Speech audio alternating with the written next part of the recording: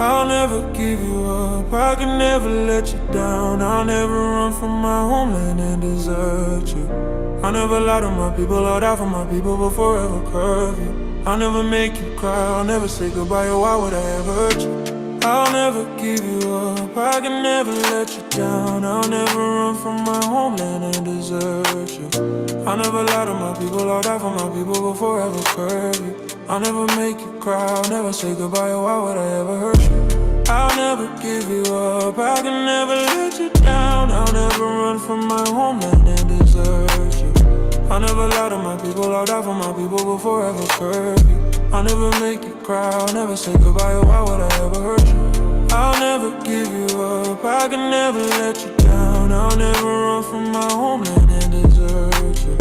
I'll never lie to my people, I'll die for my people, but forever curve you. I'll never make you cry, I'll never say goodbye, or why would I ever hurt you?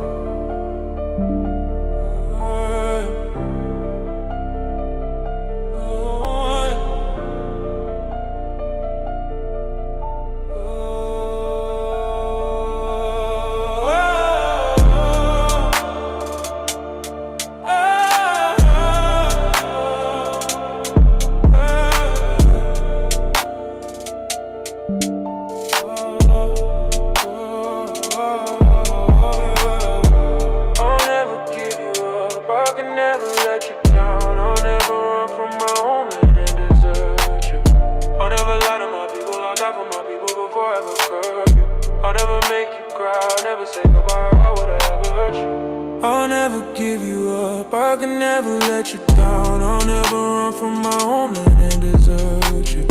I'll never lie to my people, I'll die for my people before I will curve you. I'll never make you cry, I'll never say goodbye, why would I ever hurt you? I'll never give you up, I can never let you down. I'll never run from my homeland and desert you. I'll never lie to my people, I'll die for my people before I will curve you.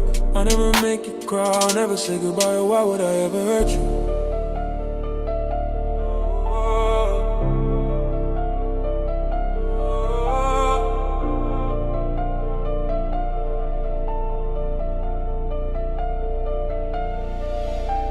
The lineage is in my blood. It's nothing to join. There's no membership, we're FBA. So unless these benefits are going to, roughly defined, foundational Black Americans, the descendants of American slaves,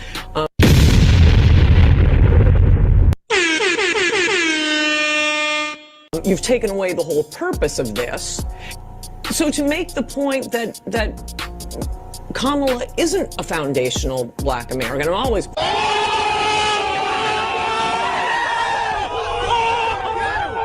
But unless these benefits are going to, roughly defined, foundational Black Americans, the descendants of American slaves.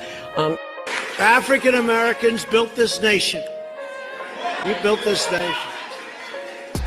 You're just starting to get real credit for that, okay? I don't know if you know that. You're just starting to you built the nation. We all built it, but you were such a massive part of it. Bigger than you were given credit for. Does that make sense? Let him cook now.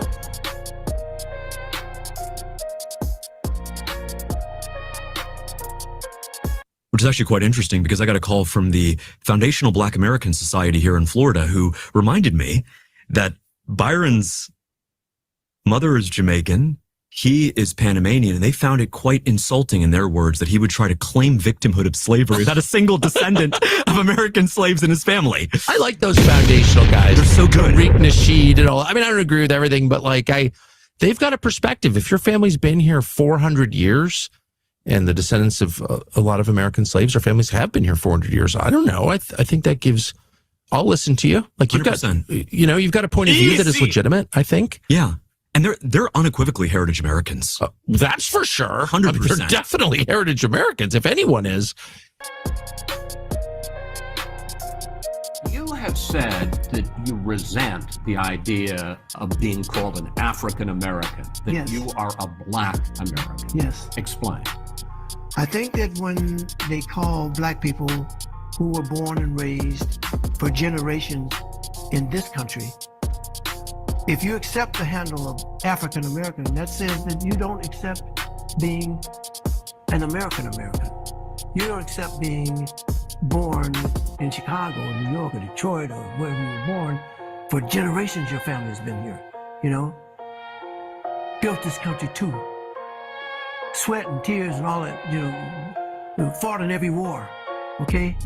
So this is my country here. So I don't want to be called African American. I'm an American American. My people have died and done everything for this country. I'm always gonna be known as a Black American. I can't call myself an African American because when they want to separate us, then they say we are African American. But remember this: when I'm competing in the Olympics, I didn't compete on the African American Olympic team. I competed on the American Olympic team. So don't separate me when you want to separate me. I am not an African American. I'm an American. I am a Black American. I am definitely Black. And yes, my ancestors come from Africa. How long does a bloodline have to live in one land before they are considered a pure species of that land? Meaning, how long did my people have to be in America to say, hey, no, we're American, compared to some people who are English American, who are Irish American, who are German American from their ancestors, but they get to call themselves American. There's nothing wrong with being African American, but a true African American is someone that is from Africa and moved here, either first generation or second generation, and has a tie to that country that I do not have. One of the first census in Virginia that allowed for Black people to have a name was somebody from my family. So Africans don't even fuck with us. Wow. Because they don't. We're not from the motherland. We're from America. So I'd rather say I'm a Black American. So I consider myself a Black American. I don't consider myself African American and shout that. Because Africans don't even fuck with us. Wow. Because they don't. I don't mind the term African American. I don't want to be called African American. Why's that? I'm not African. Very strong.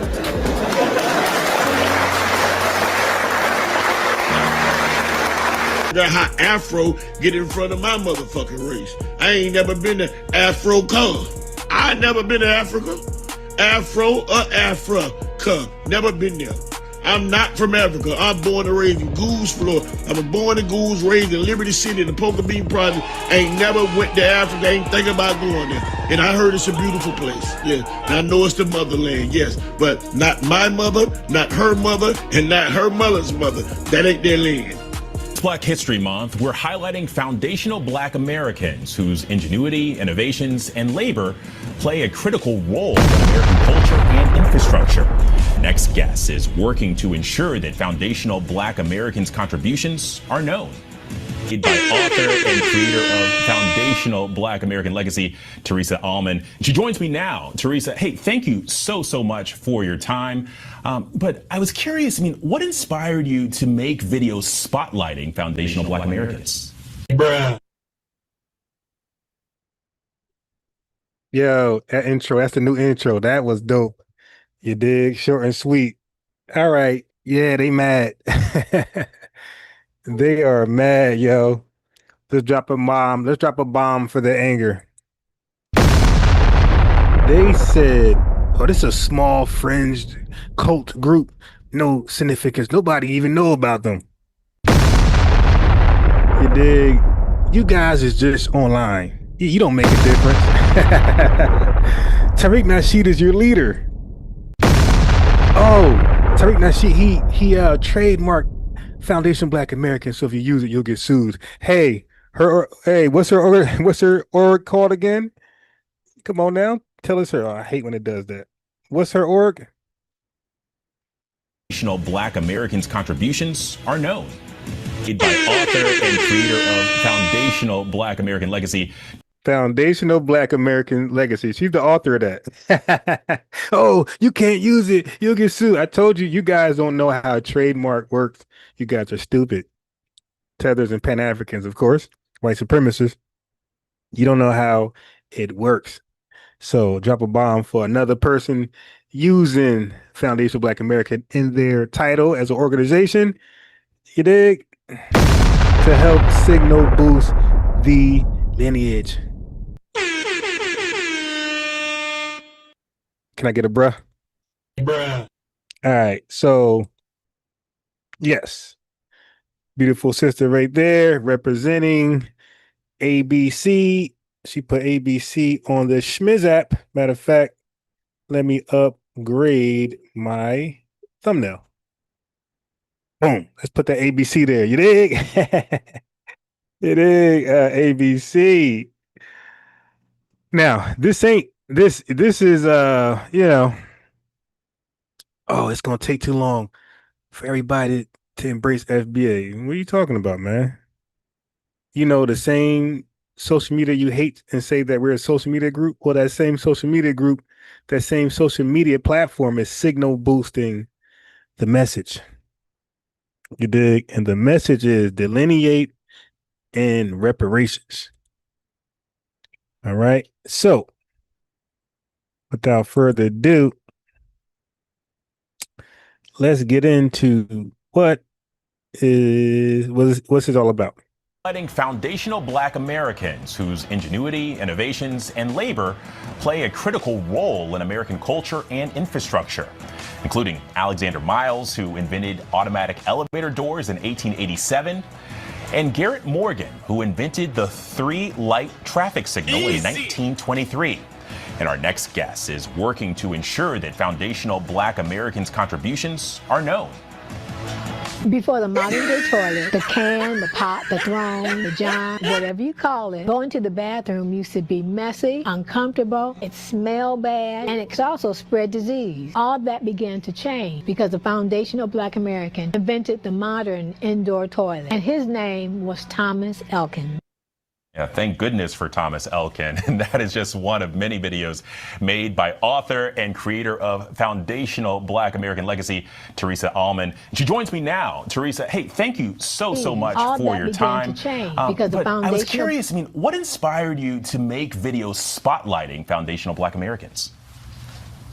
Alex, this goes back a few years ago. Let's get some likes up, family. Get the likes up. And it was my first Columbus Day in school, and I was very excited. I sat there and I was allowed to share something. And what I told the class was that my father said that Columbus did not discover America because people were already here. And I don't remember what happened. That was quite a while ago.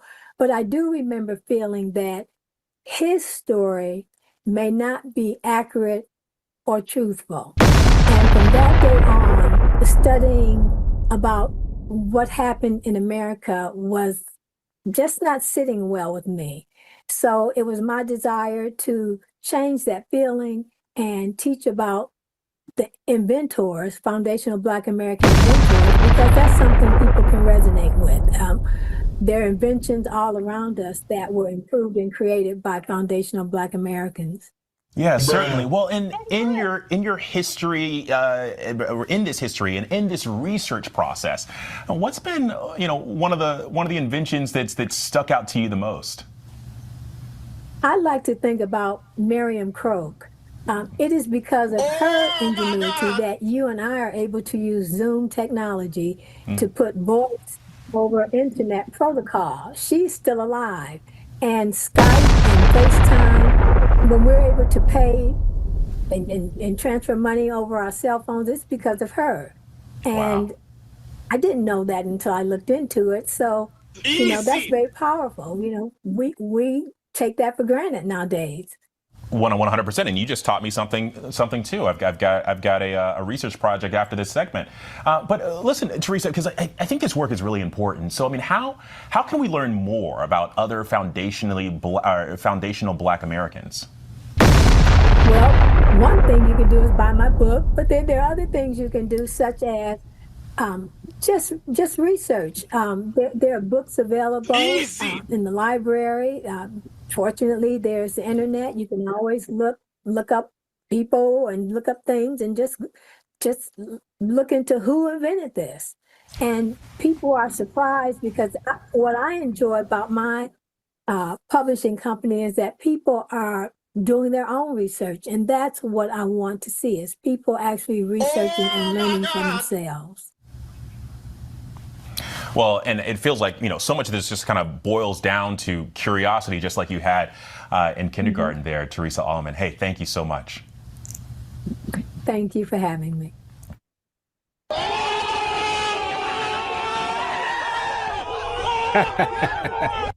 Oh yeah, this is definitely a slap in the face. Hey, do me a favor, peace, FBA 305. Do me a favor and yeah, I was smiling too. Do me a favor and like the video, okay? Let me make FBA 305 a mod, acknowledging your lineage, okay? Your lineage, all right? Yeah, so family, this was a another huge win. Okay. FBA is big signal boost by us.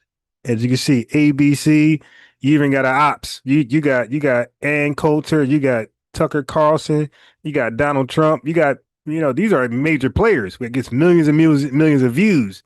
All right, out here promoting the lineage. All press is good press as long as they ain't saying nothing negative attached to it. And they're not. Okay. Then you have the haters, the Tethers, and the Pan-Africans, who are all of their content have grifted. Let me use that word. Have grifted towards FBA content. They have abandoned Pan-Africanism altogether to try to defame and disrespect the name FBA and the lineage. Okay. So, but all of that good and bad press are all pushing the lineage out there, the name of the lineage, the name of the ethnonym, the name of the ethnogenesis. Thank you. Okay. Thank you. Thank you. Is out there. Foundation Black American Legacy. Oh, he trademarked. You can't use it. Shit, you shitting me. She using it. We all can use it. Y'all don't know how trademarks work. That's why when they calling over here and they do that trademark stuff with me, I cook them. Because I know they don't know how trademarks work. And, of course, they get embarrassed and they go run somewhere else and do the same argument somewhere. But all of them fell over here. All of the revenues, the Tether Dreams, when they come over here, the Ross Sons, when they come over here and troll and tether and try to debate, they all take L's. All take L's. Matter of fact, I'm gonna cook on Garvey a little later. A complete expose, right? I'm going over something unique. I'm going over his meeting with the Klan, in-depth details. I'm going over his charges, his plea, his conviction, and his deportation. Yeah, we're gonna touch on all that. That is not something that's known out there like that publicly. All right. So, but I got something interesting. So, the Jeffrey Epstein files has been going viral all over the net. Everybody's talking about it. Who's in the files, what people, and a lot of names are there. But are a lot of countries in the file? Family, you can't make this up. Look what a country is in the files. The released Jeffrey Epstein documents have sparked global conversations about the convicted sex offender's international connections. Tonight, we examine mentions of Kenya that have appeared in these files and the questions they've raised. Yo, how the hell a whole country is in the files? Yo, we get the W's and they get the L's. A whole country is in the files. That is unbelievable. You can't make this up. To be clear, these are references in emails and contact lists. No evidence has emerged linking Epstein to any criminal activity here in Kenya. But the mentions have drawn attention to Kenya's ongoing struggles with child exploitation and whether Epstein's network extended to East Africa. As NTV's senior reporter Catherine Omwondo tells us. Wow. Allegedly, this sicko went to Kenya and they were offering up speaking of offering up, they were offering up their offsprings. Okay, they were offering up their offsprings to this sickle for pay, allegedly. This is Kenya.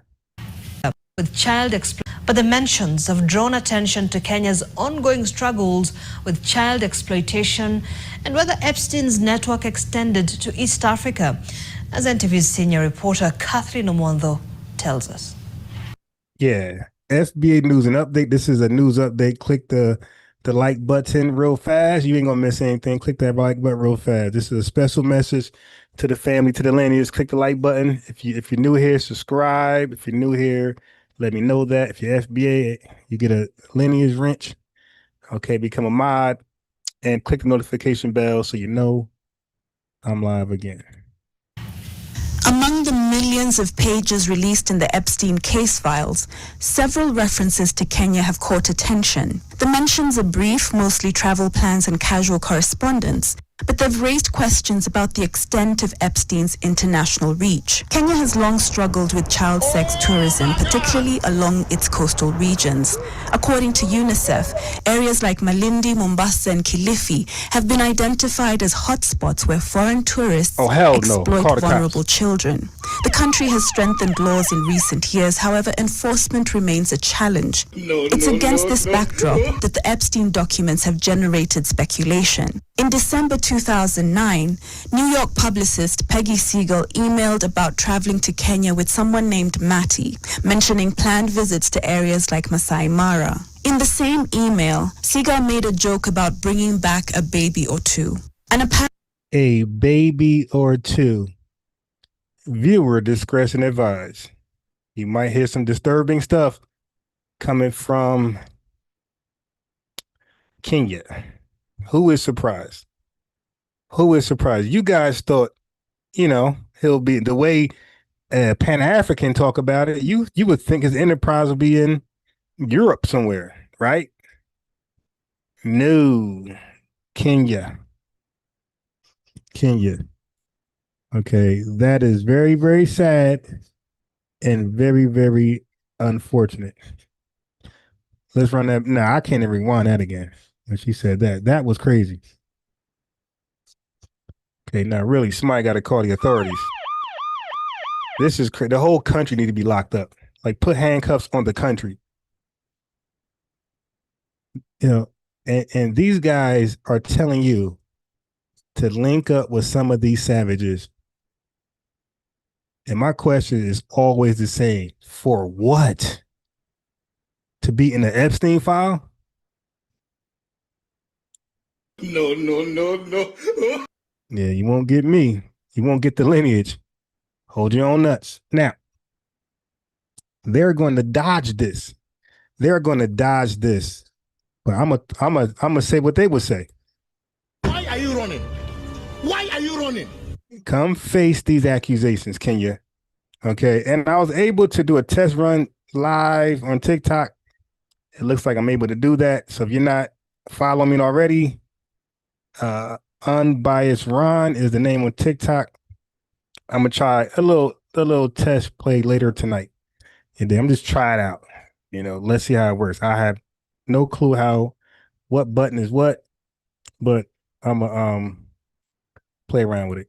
Apparent reference to Madonna's high-profile adoptions from Malawi around that time, the language, while seemingly playful, has drawn criticism given the later convictions in Epstein's case. It's important to note that 5 years after that email in 2014, under then-President Uhuru Kenyatta's administration, Kenya banned international adoptions entirely. About time. The government cited concerns about child trafficking and the need to strengthen domestic adoption systems. President Kenyatta's name appears elsewhere in the file. No. In April 2013, businessman Sultan bin Sulayem wrote to Epstein saying that he was in Nairobi attending Kenyatta's presidential inauguration.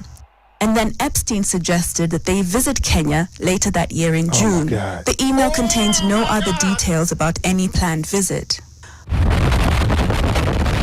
Photographs have circulated online showing Epstein visiting British entrepreneur Richard Branson at his Kenyan coastal property in Malindi. The timing of the visit is unclear. Malindi has been repeatedly identified by child protection organizations as an area with high rates of child sex tourism. There is no evidence suggesting Branson had any knowledge of Epstein's crimes or that Epstein engaged in illegal activities during any Kenya visit. No dig. Epstein's contact directory seized by authorities also contains the contacts of Cookie Gallman, the Italian-born Kenyan conservationist and author of I Dreamed of Africa. Gallman, now in her 80s, has been a controversial figure in Kenya, facing conflicts with local Maasai and Samburu communities over land rights. She was shot and injured during clashes in 2017. There's no indication of the nature of any relationship with Epstein or whether she even knew him personally. Several of the emails reference visits to rural areas and Maasai communities. Some contain language that seems to characterize African communities in ways that suggest an exploitative mindset.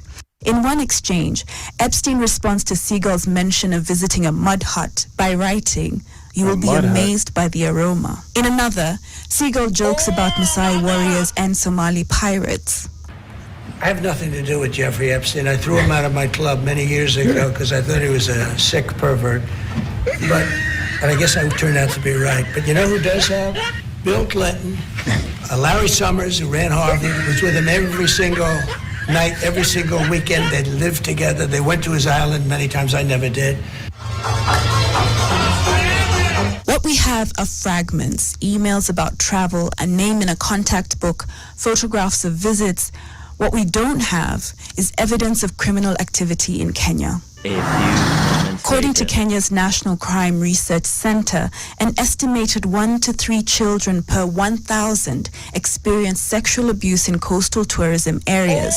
The government has established specialized police units and are working with international organizations to combat child sex tourism. Catherine Omwando, NTV.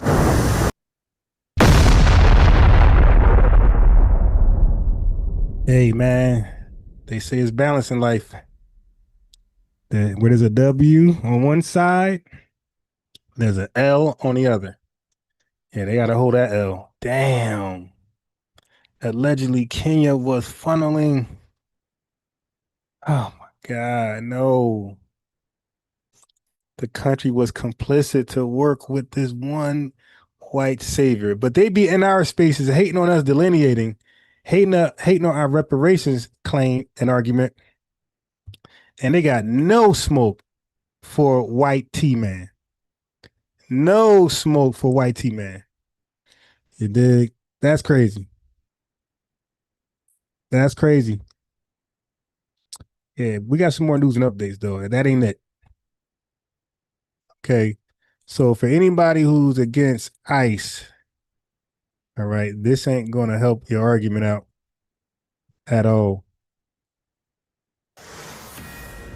Another illegal immigrant truck driver accused in a deadly crash in Indiana. It killed 4 people. The driver reportedly entered the United States under President Biden using the CBP One app and released on parole. Senior correspondent Mike Tobin has this tragic story. Hi, Mike. And sadly, Dana, it's another case of someone who entered the U.S. under Biden administration policies, went to a sanctuary state, got a license to get behind a big rig, and now someone is hurt or killed. It happened in Indiana on Tuesday. One truck on State Road 67 slowed down. The truck behind him did not. Instead, swerved into oncoming traffic.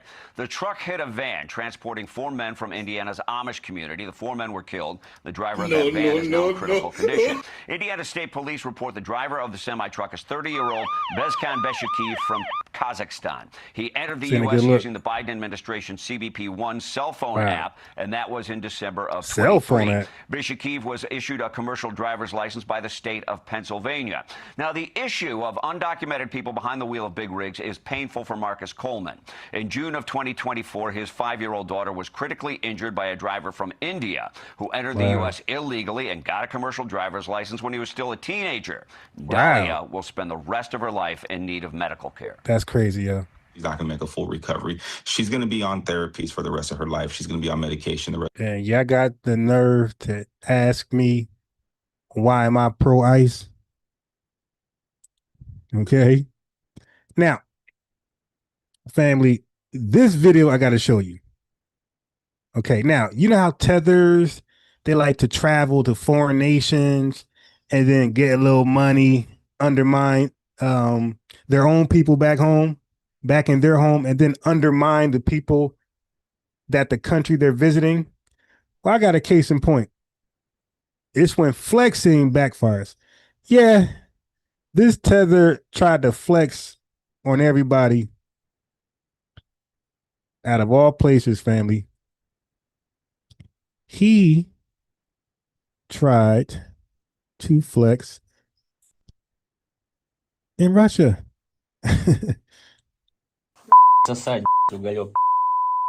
A Russian speaker hurled racist insults at the man, saying he is being used as a can opener to breach an enemy. A Russian slur was thrown at a Tether to say he'll be used as a can opener, family. Do y'all want to know what that means? He'll be used as a can opener. I want y'all to listen to what a can opener is according to Russia's military men, personnel. Listen to this. And they got the nerve to come here and try to flex on us. A Russian speaker hurled racist insults at the man, saying he is being used as a can opener to breach an enemy bunker. I did this. To bridge an enemy bunker. Yo, remember they call us bullet bags? Well, there go your Tether bullet bag. The Russians got their own bullet bag. Okay. It is so traumatizing. Francis is my son. For those of you in Africa and Nigeria that want to come and join the Russian army, it's very, very easy and very good. No stress. This Ghanaian man posts dance videos and brags about how much money he makes. My salary go feed your father, go feed your mother, go feed your family for like 2 years, 3 years. My salary. They offer Africans sign-on bonuses of $13,000, salaries up to $3,500 a month, and Russian citizenship after a year. They are lying to people. The money that they tell people they pay, that is not true. To a new CNN investigation, rosy promises are being made to African men to lure them into fighting for Russia. Several African governments are acknowledging the scale of this growing problem. This includes Botswana, Uganda, South Africa, and Kenya. Larry Doe got rare access to this story. He joins us live now from Nairobi, Kenya. So a lot of these men are being essentially promised that they're going to get civilian jobs, that they're going to be paid super high wages, but instead they're being duped to go and fight in Ukraine on behalf of Russia. Larry, what more do we know here? Zain, I've been speaking to more than a dozen African men fighting for Russia in Ukraine right now, and they tell harrowing tales. Nearly every African I've spoken to currently fighting for Russia tells me they're desperate to leave because they have met conditions that are inhumane, sometimes racism from the Russian commanders. They are being sent to the front lines with little to no training, and they're getting killed in large numbers by drones, by missiles. Every single day is danger. And if they survive that, some Russian commanders call them used condoms and other unsavory names in the middle of this war. A lot of these African men were desperate for jobs, and they were promised civilian jobs such as cleaners or drivers or security guards. But they say when they got to Russia, they were forced into the military. They signed contracts in Russian they didn't understand with no translation or lawyers present, and they were quickly pushed to the front lines. And in some cases, when many of their colleagues die, they've seen their bodies rot on the front lines for weeks, sometimes even months. And even when they complete their service, many of them have not been allowed to leave. I want to warn you here that the story begins with a horrific video. What is your name? Francis. This disturbing A few video appears to moments show an later. African recruit in the Russian army with a landmine strapped to his chest. He is being ordered to storm Ukrainian positions on the front. Hey, viewer discretion advised. Yo, a landmine strapped to his chest. Russia. Oh my God. Now he want to go home. No. They're going to say this to him. Why are you running? Lines.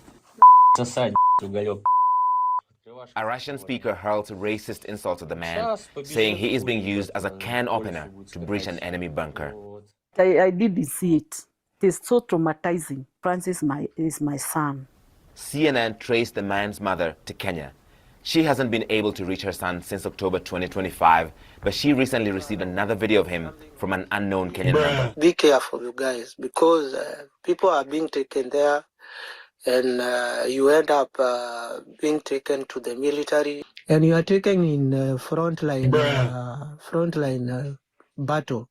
And there is true killings. Francis is a trained electrical engineer who was... but Revenue said these guys be, they be fighting. He said they be saying Foundation Black Americans, we never fought in a real war. All right, well, there you go. This is your civil war, I guess. Promised a civilian job in Russia, but his family says he was forced into the Russian army and to the front lines in Ukraine. How long was the training? 3 weeks. They had only 3 weeks of military training. Only 3 weeks of military training. Had he ever been in the police or in the army in Kenya? No.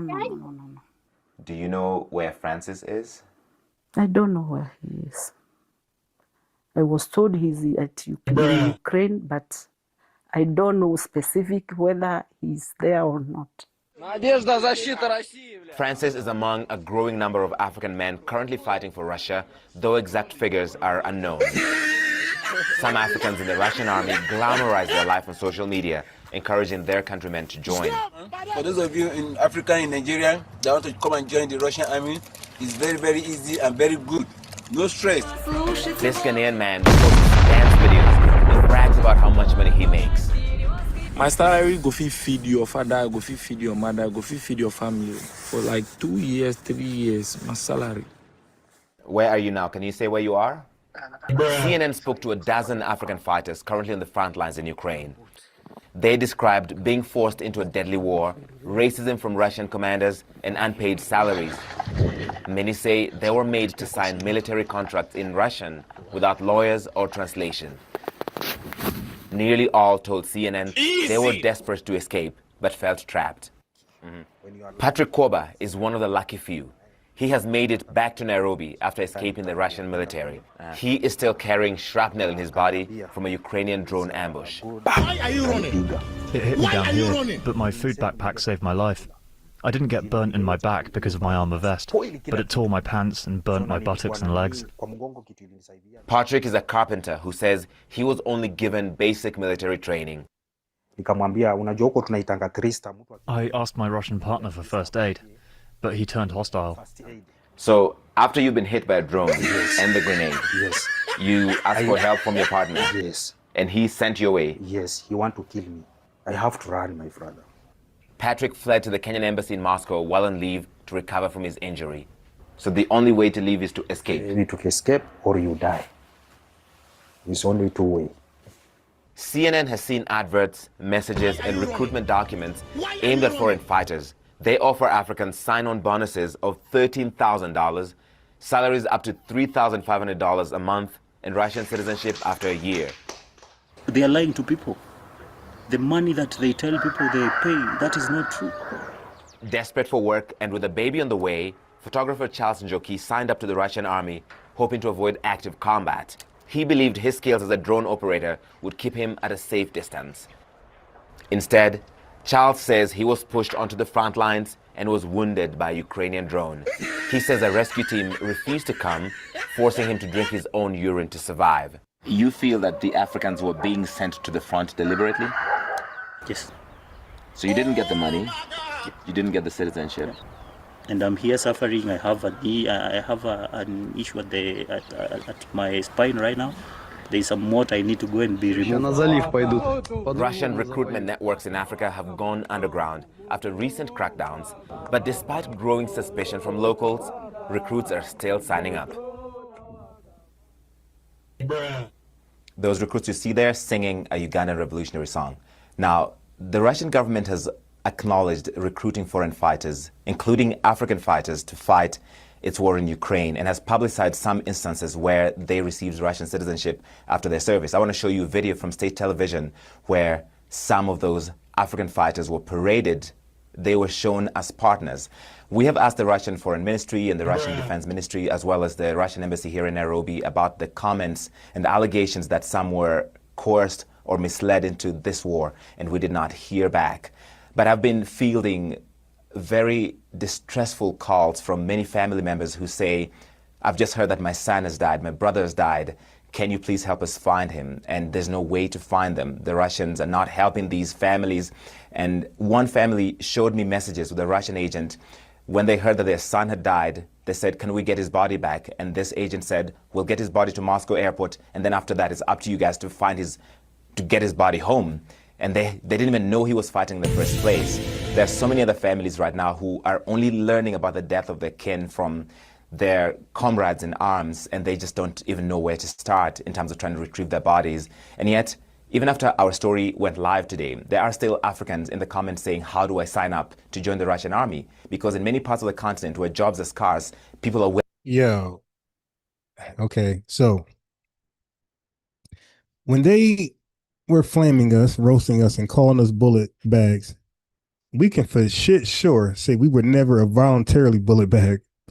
These guys are voluntarily bullet bags. They're being forewarned, like, yo, you don't come over here, bro. You're going to be a bullet bag. They're like, sign me up. How much again? Oh, yeah. This dude is flexing as a bullet bag. Oh, I got this much money. You can't see this money in 3 years. And he's telling other Africans to come on. Russia's great. And people say, hey, let's unite with them. Okay. willing to take this risk to go to Russia and end up in Ukraine and hope that they will survive, Zain. Yeah, and also the money that the Russians are offering, even though one of the people you interviewed said that that number simply wasn't true. I think it was $13,000. I mean, that is an enticing amount of money, especially if you are struggling financially. Right, Larry Mado, live for us there. Thank you so much. And you can find more information and new details on Larry's And that's what happens when you are so focused on making everybody else's country great and not your own. That is crazy, yo. Desperate ain't even an alternative. That's not even an option. These people are sick. And they will point at us. They will, with all that going on, they will point at us and say, you niggas are lazy. With all that going on, they're on social media. Yo, those same guys on social media, they're in our TikTok spaces. They're in our TikTok spaces. Yo, one of those guys was on Tariq last night. Yeah, this dude is in the front line of war with a goddamn mine across his chest, a landmine across his chest, and he's on TikTok trolling us, asking us, what is a tether? Yo, that is crazy, yo. He got a whole mine strapped to his chest, and he's in the chat asking us, what is a tether? Oh, my God. Family, what are we doing? So, again, the channel is called FBA News and Updates. I have a TikTok. I did a test run live last night. If you like TikTok, I'm going to start rocking with that late nights. Like not super late, but, 12 o'clock, maybe super early. But follow me on TikTok, Unbiased Ron. I got the American Star logo, flag logo. You dig? And I did a test run last night. It worked. So thank you guys for following me. Now I'm eligible to go live. But that's wild. That's wild, man. That's wild. Hey, man, this your first time? They made them niggas can't yo, and they thought the white man loved them. That's what they say. Oh, the white man wanted me, he nigga. It was not for you. You didn't fight for me. It was the white man. He won. Okay.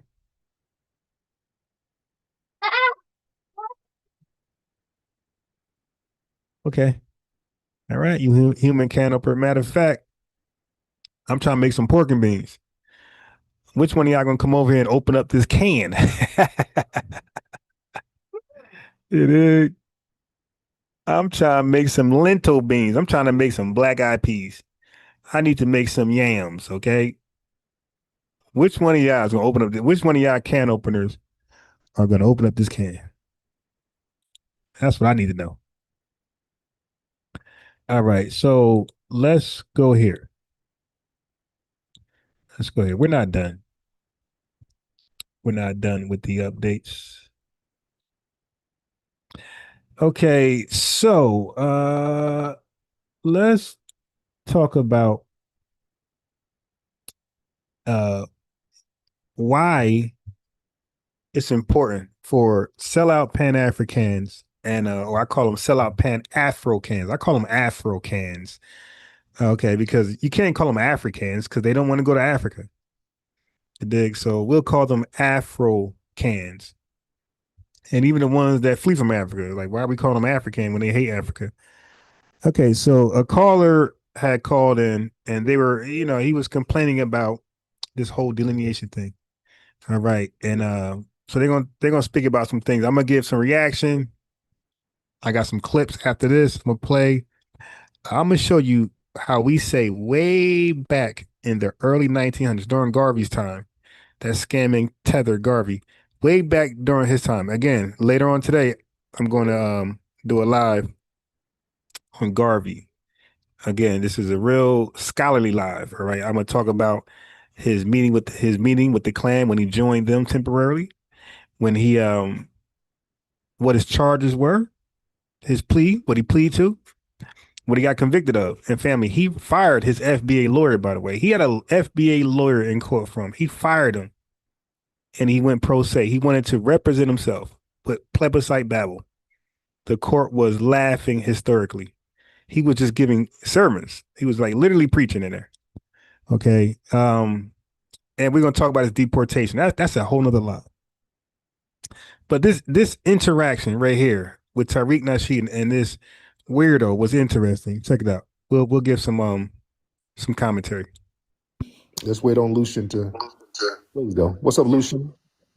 Oh, what's up with it? What's up with it? What's happening? Good. The problem, you know what I'm saying, it's like, like years back when I watched all the Hidden Colors, you heard me, you had us tying into our culture, pulling toward Africa, you heard me. I even watched the video when you was talking about when you went to the motherland, the love. Okay, let's cat right there. I didn't watch one Hidden Color video where it was pulling me toward Africa. Now, family, I'm going to talk about this after a few engagements with him and Tethers. I'm going to show you where this came from. I'm going to show you in the early 1900s where foreigners were coming to this country, selling us on Islam and our Hamitic Arab origins. They was trying to make us African way back in the early 1900s. And guess what's shocking? Marcus Garvey linked up with them. Yes. Marcus Garvey linked up with the foreigners, the Tethers, who was coming here trying to sell us on African Islam. They were trying to sell us on. And Marcus Garvey was linked up with them. Okay. So even Indians, Tether was coming over here selling us on Arab Islam. So you had African Islamism, you had Arab Islamism, and Marcus Garvey was in bed with both of them. He was selling out his Foundation Black American followers. Once he seen that the ship thing wasn't going to happen, once he seen the Liberian scam was not going to happen, he planned his escape route. It was to be religious. That remind you of some people, right? Okay, so check out this engagement. Like I said, no Hidden Color video it brought me closer to Africa.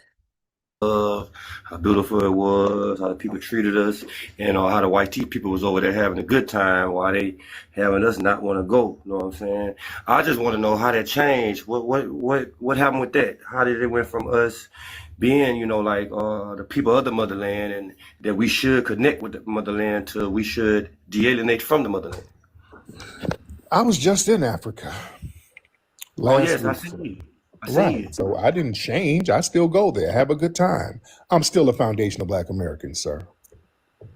And it's not just that, I've been in a lot of podcasts that, it's a lot of hate being spewed. If de-alienation was something that just was happening and it didn't have to tear down the motherland, tear down the people, call other brothers and sisters that probably not have the same ideology, tethers and cosplayers.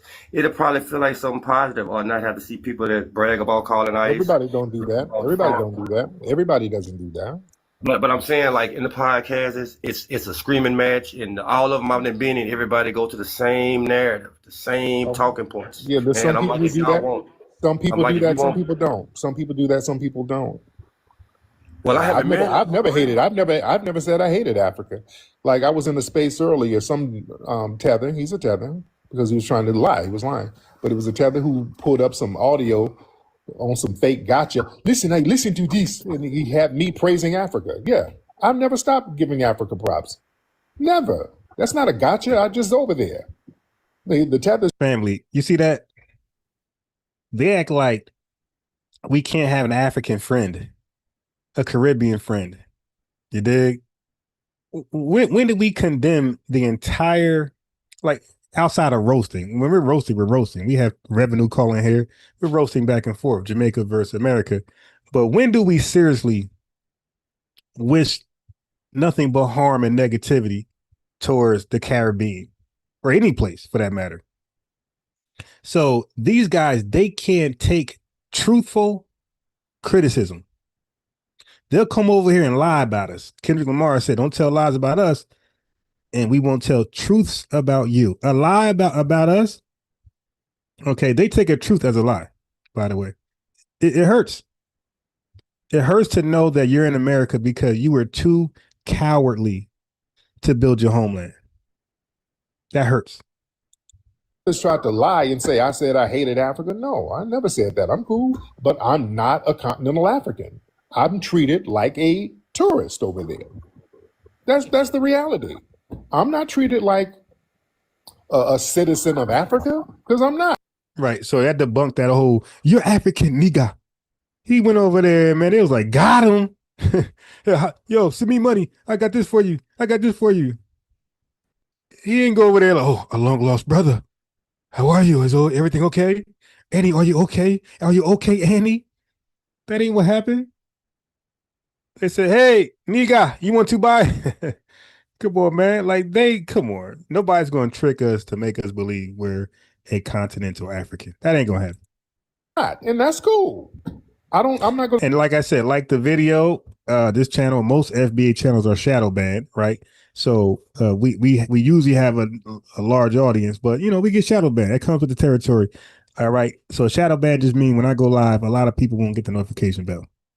So just simply like the video, and that's a temporary way to get around that. You like the video, it'll appear on my subscribers live feed suggestion. They'll say, oh, Unbiased Ron live. FBA Ron is live. Let me click that. Yeah, so liking the video is how we beat the shadow ban for now. I'm sure they will adjust that. I'm going to sit over here and cosplay. I got a deep lineage. We got a very deep-rooted lineage here that we're giving recognition to. It's not an either or. Us recognizing our lineage here doesn't mean Africa go to hell or we're crapping on Africa. We're not. We got a great lineage here of some riders in our families going back to the 17, 18, 1600s who stood on business, and we're giving them recognition. Are there some people who like to roast some of the cosplayers and the tethers who come in these spaces? Yeah, that's going to happen because these spaces, it has a lot of hostility coming from different people. But generally, we're just recognizing our lineage. Us recognizing our lineage is not a mandatory hatred for Africa. When people try to conflate the two, I want to see what their motives are. Sir, now where's your family from? Oh, me, I'm from Louisiana. You know what I'm saying? All right, so family, this is the lineage channel. So anybody of the FBA lineage, you must not must. Yeah, if you're from the lineage, let that be known, and I will give you your lineage FBA wrench. Okay. I'm an African American. You're African American. Why don't you live in Africa? Because I'm over here in America. Like I said, if I can get out of here, I get out of here. But there's a lot of What's different stopping things. you? If you can get out of here, you can get out of here. Brother, Russia is looking for a few good tethers. Okay, if you can get out of here, then get out of here. Russia is looking for a few more good tethers. Okay, that's what they're looking for. So there's a nice place in the Russian army awaiting you. It's not that expensive to live over there. Why are you not over there? It's not expensive. Well, I'm not gonna lie. I done got in a lot of trouble. You hear me? So when you got a lot of things going on, you got. Hey, yo, that Ibrahim Traoré stuff got them set up. Yo, Ibrahim Traoré is foul for that, yo. Oh, he's a real leader. He done left the French and linked up with Russia. Family, now we're looking at part of the deal he did with Russia. It looks like part of his deal was to send some musty Africans over to Russia to fight in their army. That's what it looks like, the deal he did. That's sad, yo. He sold his people out, man. That Ibrahim Traoré linking up with Russia had people so hyped up, little flipper T, that they said, yo, Russia is good now. They took their ass over there. They are called every racial slur imaginable. The Russian army strapped a landmine to old boy's chest and had him lead the way into enemy's bunkers. To the enemy bunker. He's going to take all the bullets first. Family, that is wild. What is Ibrahim Traoré thoughts about that? All this fake Pan-African talk. Stop it. Stop it. It's a nothing burger like we already knew. You gotta get. It ain't really trouble. It ain't really trouble. It's just a lot of different avenues that I gotta get ahead of, get paid at for me to even be able to get a passport. So it's a lot because I would be out of here. You hear me? Because I deal with a lot. Okay. Now, Lucian, what do you say about me on your page? People are like, you talk a lot of shit about me on your page. What do you say about me? I'm not gonna even lie because I looked up to you, my brother. I was like, man, I watched the Hidden Colors all through 5. And once I went on these podcasts and these brothers was doing all this hate, spewing hate, calling us tethers, calling us cosplayers, or going in on Africa. Like, so, and then they don't just blow on you, man. They start calling you names. Bro, like, man, I'm in Louisiana, bro. I'm in the most dangerous state, third most dangerous city. We out here. So you come from a foreign background. That's what this is. You come from a foreign background. Are you Haitian? Oh, nah, son, I'm black, you hear me? No. Black American. You like they call us tethers and call us cosplayers. I was gonna highlight that. Wait, black Americans, even us, they'll No. That's not what you said. Let's back it up. Hold on. That's not what you said, my guy. We heard you. You said they call us cosplayers, and we never call Foundation Black Americans cosplayers to the foundation, to your own lineage. Let's rewind that. We heard you. Brothers was doing all this hate, spewing hate, calling us tethers, calling us cosplayers. Calling us tethers, calling us cosplayers. Colors all through 5. And once I went on these podcasts and these brothers was doing all this hate, spewing hate, calling us tethers, calling us cosplayers, or going in on Africa. Bro, are you Haitian? Dangerous state, third most dangerous city. We out here. So you come from a foreign background. That's what this is. You come from a foreign background. Are you Haitian? Oh, nah, son, I'm black, you hear me? No. I'm black American. You like they call us tethers and call us cosplayers. Wait, black Americans, even us, they'll tell me I'm an African cosplayer. Hold on. He said, okay, look, man, his nouns and pronouns are all over the place. I mean, dudes don't understand English. Wait a minute. Who's calling you tethers and cosplayers? The party would be Black Americans. And then he said, no, they call us that Black Americans. So Black Americans call what? Black Americans call Black American. Wait. Yeah, that doesn't make no sense at all. The way he anyway. Well, no, so I'm an African cosplayer and Black American. Tell me you come to Louisiana and go to every party here, you're gonna find all my family members. So I don't know what you're talking about here. You hear me? I don't got a cosplay, nothing. You hear me? Because I'm dealing with the marginalization, the gerrymandering, the red. No. You said they call us tethers. I don't know I don't call Black Americans or foundational Black Americans Tethers people. I've been called an African. You can see in the comments. You hear me? I'm like, say, man, like, why I gotta play what I am right here they when I'm calling losing you one now. family members every other day around here, son. Like, I got youth. I got family members that we trying to fight to stop the violence in the neighborhoods we in. So I go to the city council meetings. You know what I'm saying? Yeah, so actually, talking look, about so me, let no, me tell but you this. listen, Look, I hold on, remember brother. there was a brother here that he had a confrontation with the police in front of the hospital, and he beat the police up. You heard me? And you was one of the brothers that was supposed to come down and get him out. Do you remember that? I got him out. Yeah. So you know I'm in Louisiana. And look how he framed that, this line, Tether. He said you were one of the brothers who was supposed to come down and get him out. If you leave it like that, if Tariq don't say anything, it looked like he reneged on his obligation or his promise or whatever. And then Tariq said, I got him out. Oh yeah, you did. Yeah. Can't trust these dudes, man. Can't trust them. And I wouldn't know that if I'm somebody cosplaying us. You hear me? That was my family member. You hear me? So yeah, you came down, you did that. So I was like, okay, well, yeah. Not only did I get him out of jail, I got his charges dropped. They dropped the charges on him. That's true. That's true. I gotta give you props on that. So I'm gonna have to. You know me. I stand on for real business out here. For real. Well, I say it's the hate. It's the hate I've seen spewed by the panels I've been in, the podcasts I've been on. You know what I'm saying? I don't hate nobody. I was just over in Africa. They were giving me love, and I was showing them love. I don't hate anybody. Now, they look at hate as truthful criticism. Okay, and advisory. We're telling them, go home, fix it up. Especially after they brag how well they're doing in this country. But word, you flexing like that? Well, there's a lot of starving people in your homeland. I think you might want to redirect those funds, my guy. You might want to go back.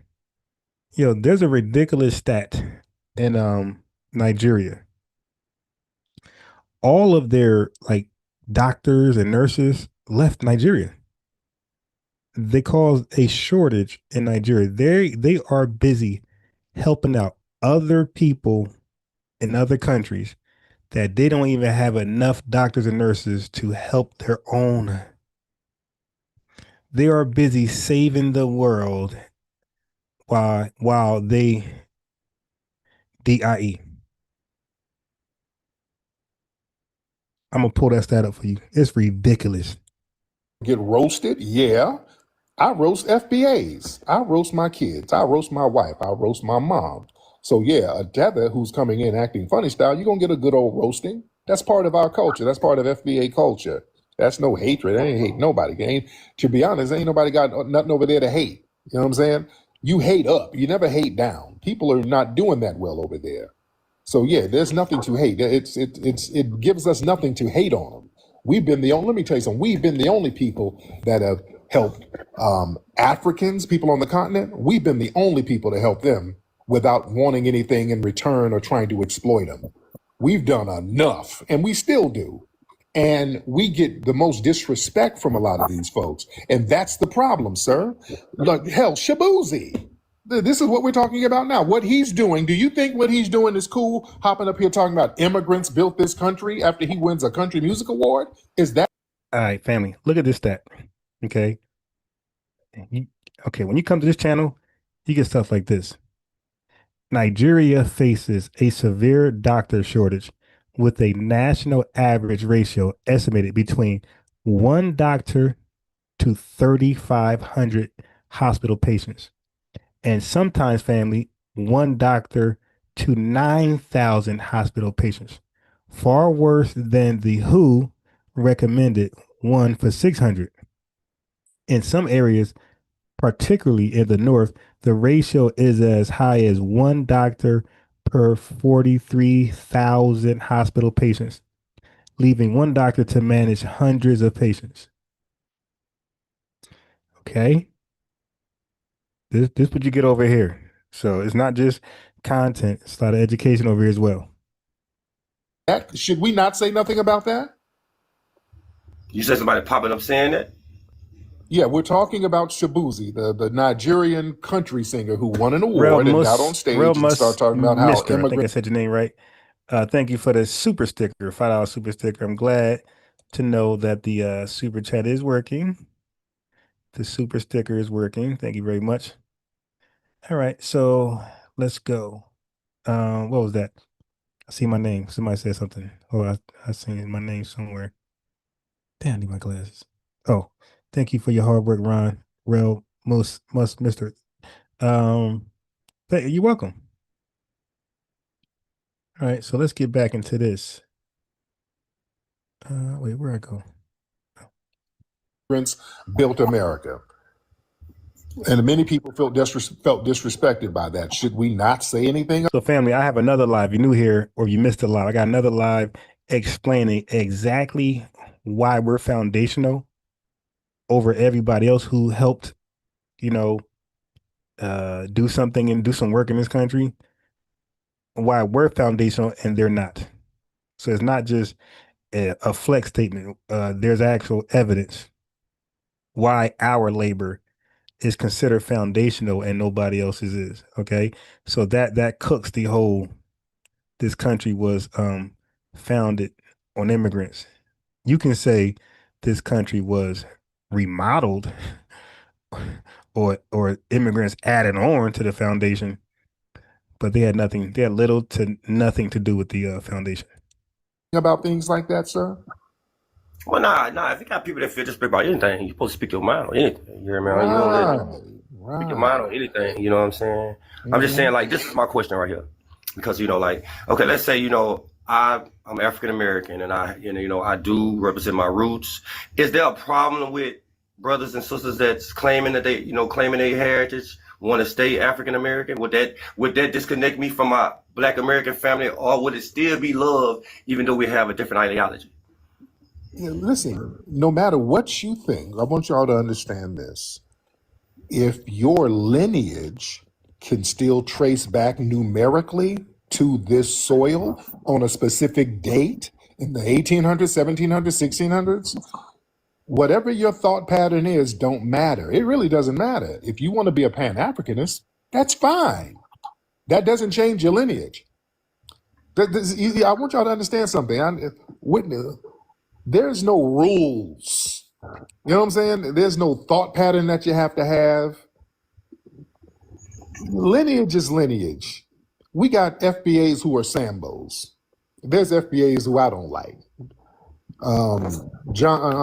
Jesse Lee Peterson is a foundational Black American. He's a Sambo. And what am I going to do? All right. I completely disagree with everything he has to say, but he is foundational Black American. Al Sharpton is a foundational Black American. I don't like a lot of stuff Al Sharpton does. No, lineage is lineage. That's all I'm on. I'm just recognizing lineage. Now, all of these political ideologies and Pan-Africanist ideology, that's not me. That's not me to decide. It's not for me to decide. And it's not for me to judge. I don't judge. If you want to be Pan-African, that's fine. But I don't want people to come over here and try to recruit me. I'm like, no, I'm standing on lineage business. I'm fine.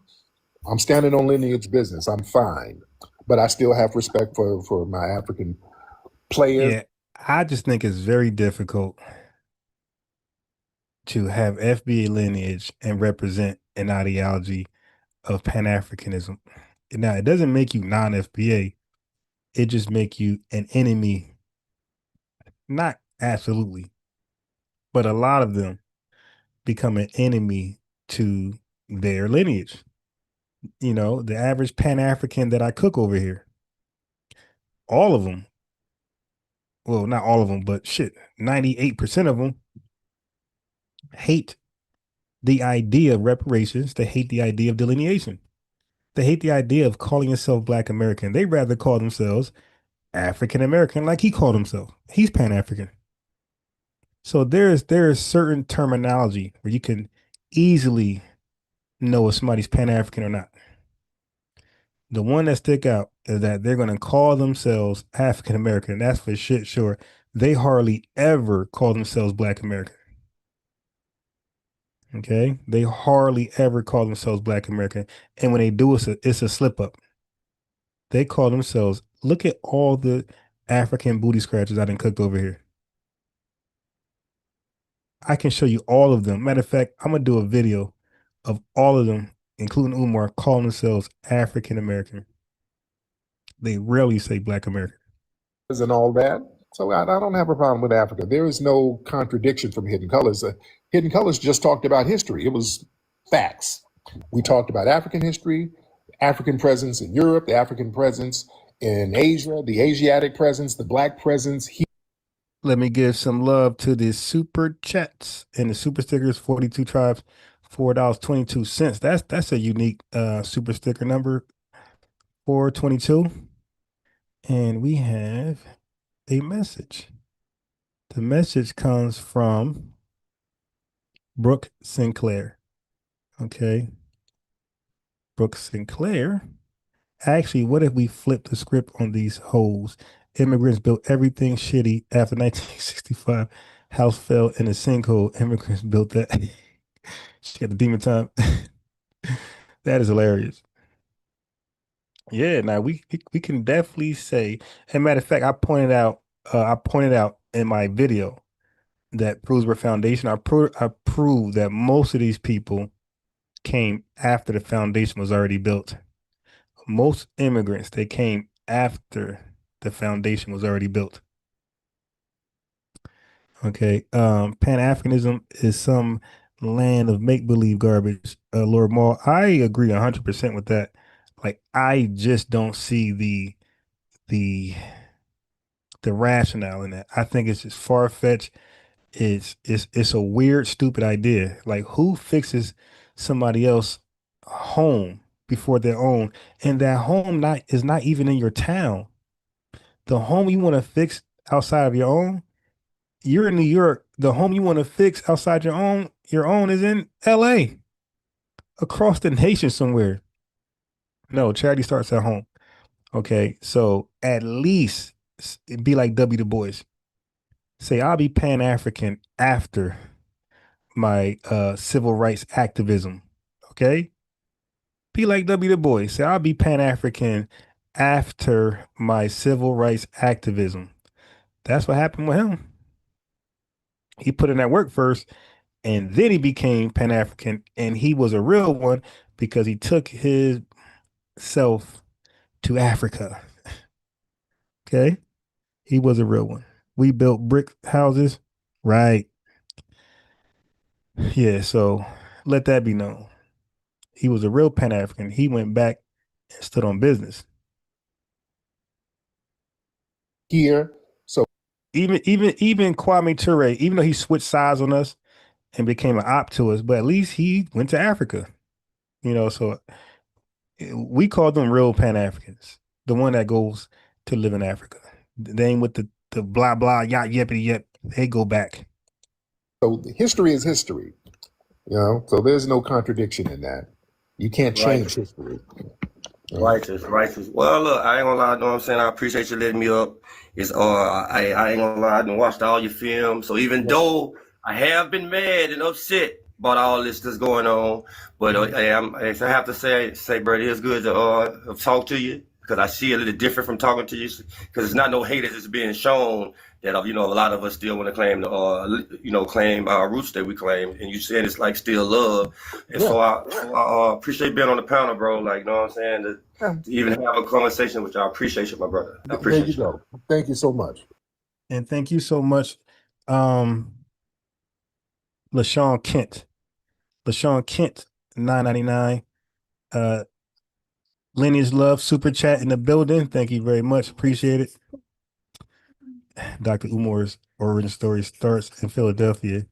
And don't let me get on him. So many successful Black schools in Philadelphia. There was no need for him to do his own thing. He could have linked up and share his talents with any one of those Black schools. That's very successful, by the way. He could have helped out any one of them.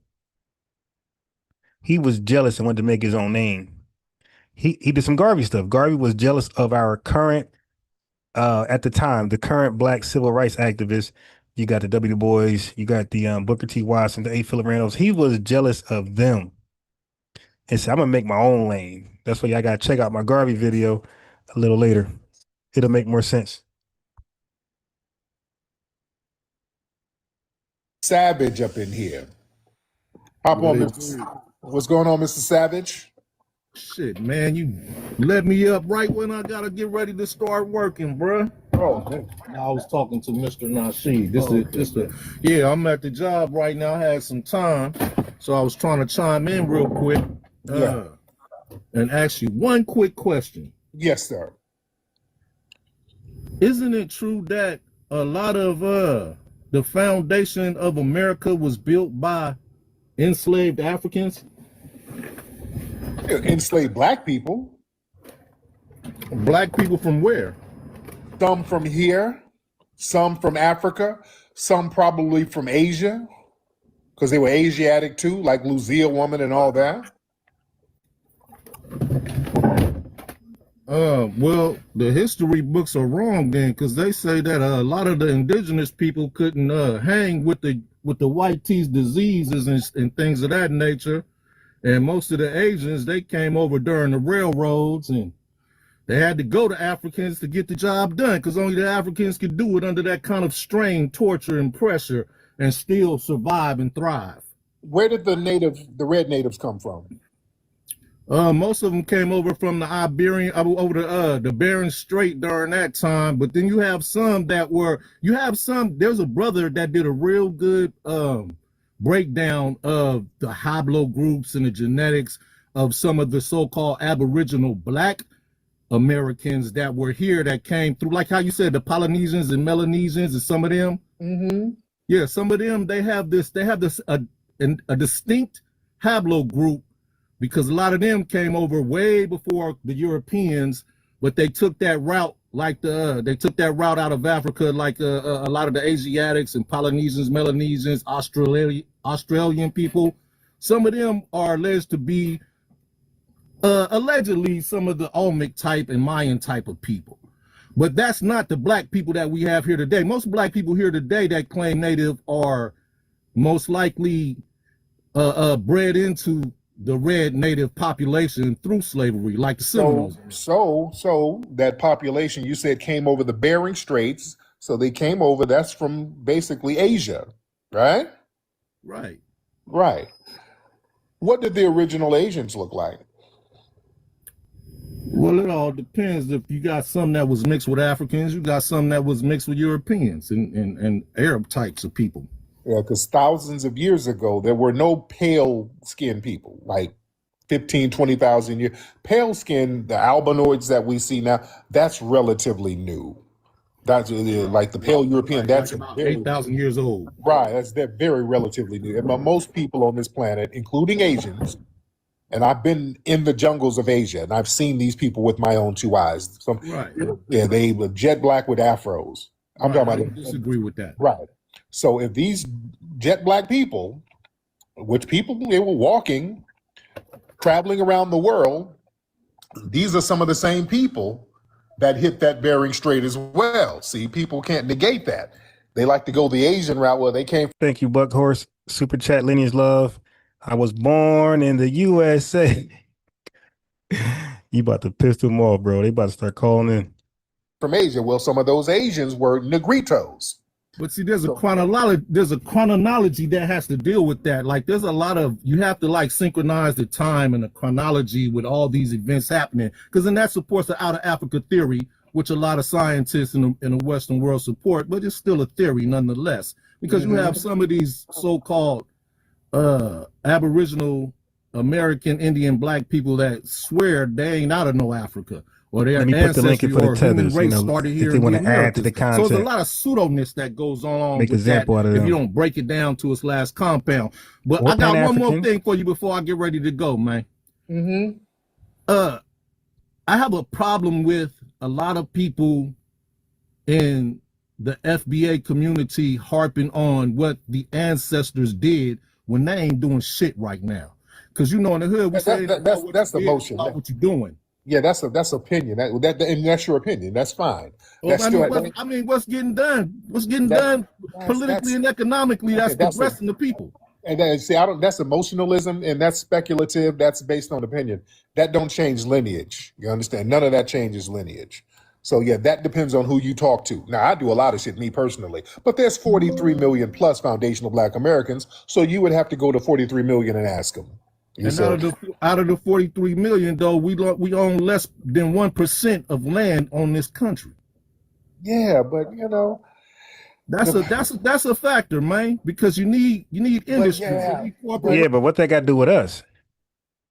We've been stripped of wealth for over 250 years. Why are you blaming us for white people stripping us of wealth and running highways through our successful neighborhoods and burning other neighborhoods down and bombing other successful neighborhoods to the ground? What that got to do with us? And while it being excluded from the GI Bill, 1944, taking part of the first redlining event, 1933, being excluded from low mortgages, FHA, 1934. Like, what that got to do with that? What that got to do with our Freedmen Bank being undermined when belly up from white supremacy? You dig? Racial zoning laws keeping us in one neighborhood where we can't move out no matter how rich we are, causing overcrowding, too many people living under one roof, living in one city, which is going to dilapidate the buildings and cause litter. Okay, what that got to do with us? So again, this is also what Pan-Africans do. They blame us for things that they know white supremacists did to us. Housing discrimination. What about school to prison pipeline? That's us. What about mass incarceration? That's us. What about stop and frisk? What about 94 crime bill? That's us. That's us. What about racial disparities in the judicial system? That's us. Yeah, these guys are full of, poop. But you ain't going nowhere. You still here. You ain't going to Pan-African land as a Pan-African. I got a passport. I ain't FBA. I got a passport.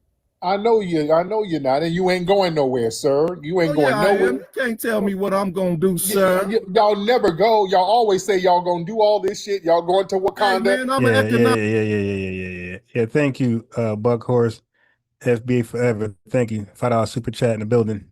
Lineage love is on fleek. I'm a captive. I'm trying to be an economic freedom fighter. Y'all stay your ass right up here, up under FBA. So that's not true. Enjoy your Popeye's chicken. From Africa? Enjoy your fried chicken. You're never in Africa. Just come back from Africa? I went and came back. Right. I went to visit and brought my ass back home. And brought my ass back home. If you can go, how come I can't go? Why don't you go there and live like a real Pan-African? Yeah, if you go, you're gonna come right back here up on the foundational Black Americans. That's my point, all over the world. I want to travel the world. And you're gonna come right back up on the foundational Black Americans, sir. I'm not American, bro. I know you're not, sir, but you're gonna be right up here under us, though. So yeah, I don't want to hear about what we own and don't own. You gonna stay here up under us, though. You ain't doing shit but getting online talking shit. And you ain't going nowhere else doing anything, sir. That's why you up under us. I'm going to work right now, but all I can say is black man that claim America's a massacre. Yeah. You about to package up them Amazon. You about to package up them damn Amazon shoes and send them out and talk that Wakanda shit right over here safe with us. All right. So you're welcome. Yo, these guys be killing me. Oh, I'm gonna go like Revenue told me. Matter of fact. Y'all can get it out of his mouth. Pause. I'm gonna let Revenue say it himself. Listen to this. They all got this Pan-African dream to go to Africa and do right, but none of them want to go. We want to see who's the first one to go. All right, where's Revenue? Okay, well, first of all, if you guys don't know, I've been cooking Revenue for like the last year. Okay, I asked whom. Now, Revenue is Jamaican.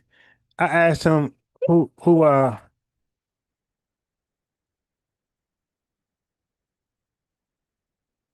Revenue.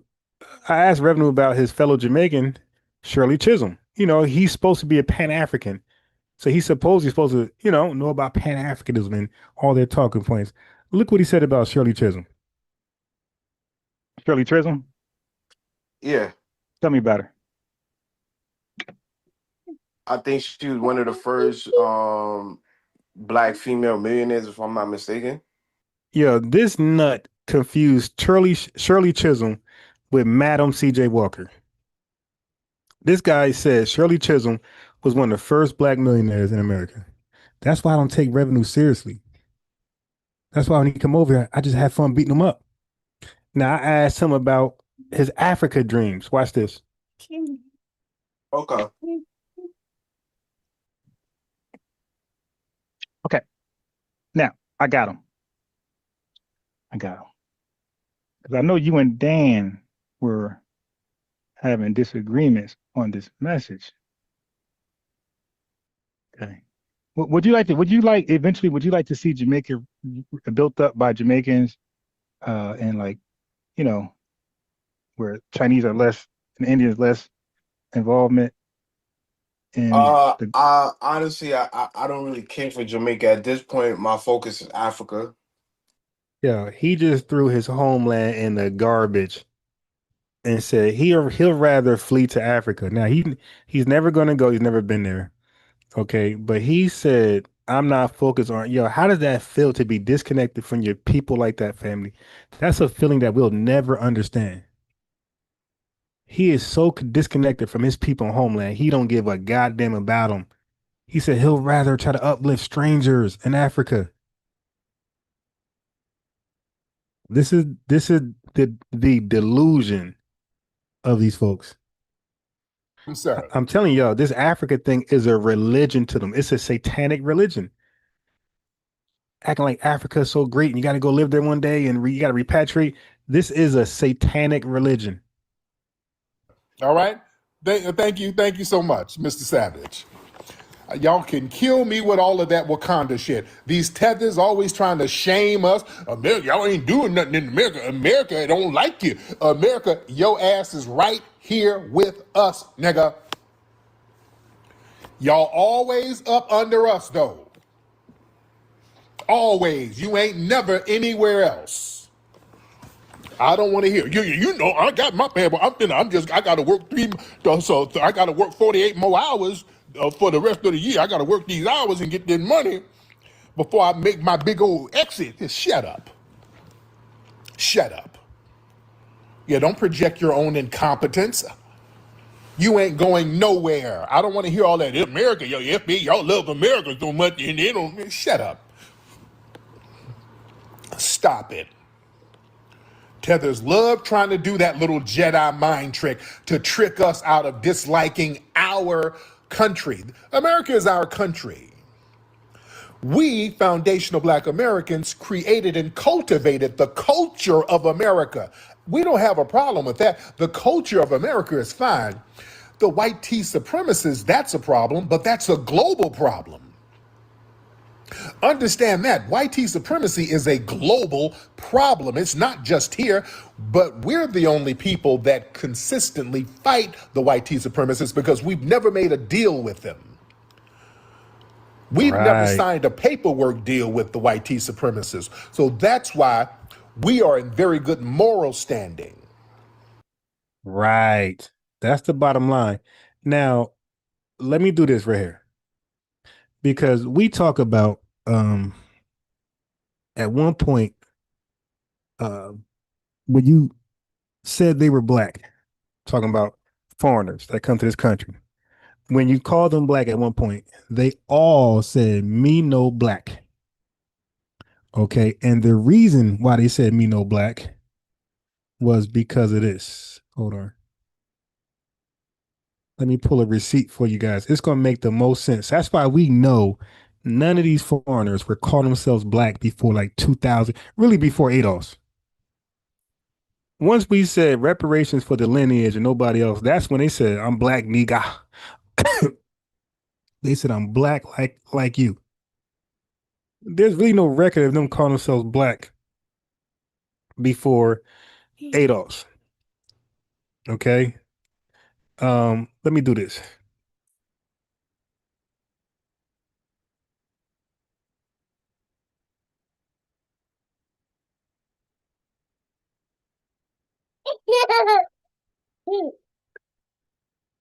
Here you go, family. Don't let anybody take your manhood. Be proud of our heritage. As somebody said earlier tonight, we don't have anything to be ashamed of. Somebody told a lie one day. They couched it in language. They made everything black, ugly, and evil. Look in your dictionary and see the... That's why nobody wanted to be black historically, family. That's why. Why would you call yourself black when it's defined as ugly and evil? Okay? Why would somebody take on that term when it's associated with ugly and evil?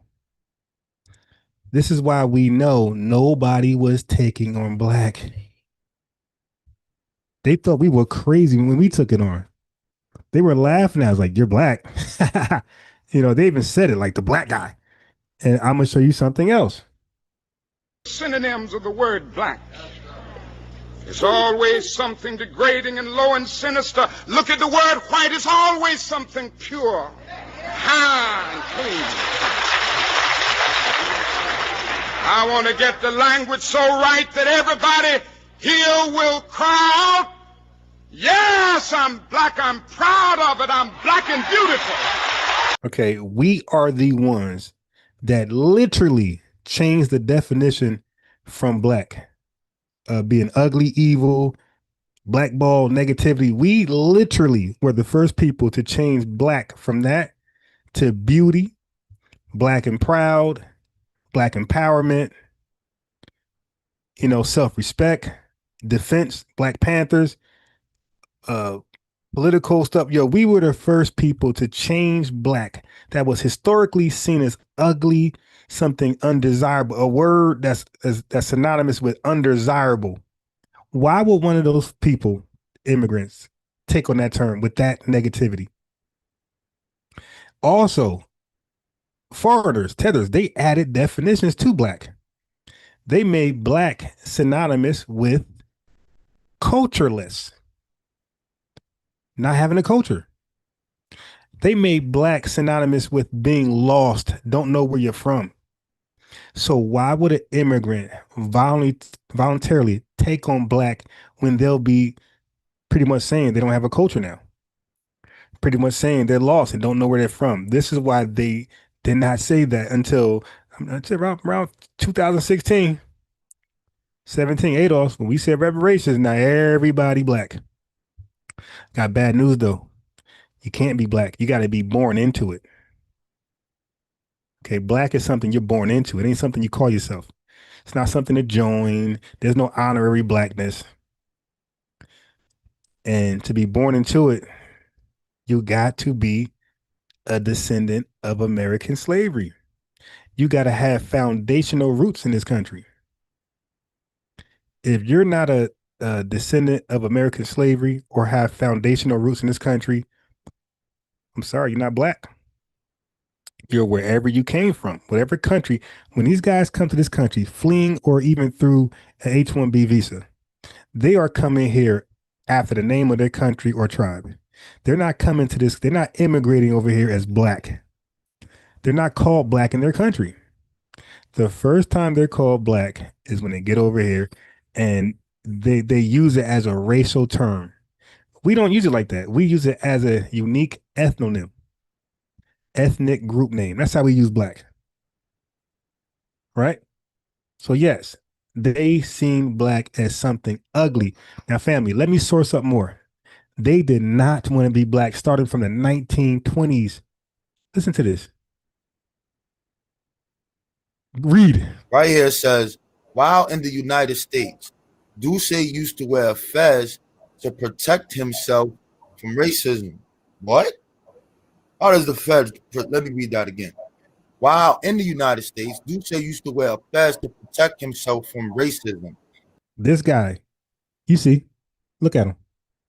1866. He died in 1945. Okay, he was a Sudanese Egyptian. All right.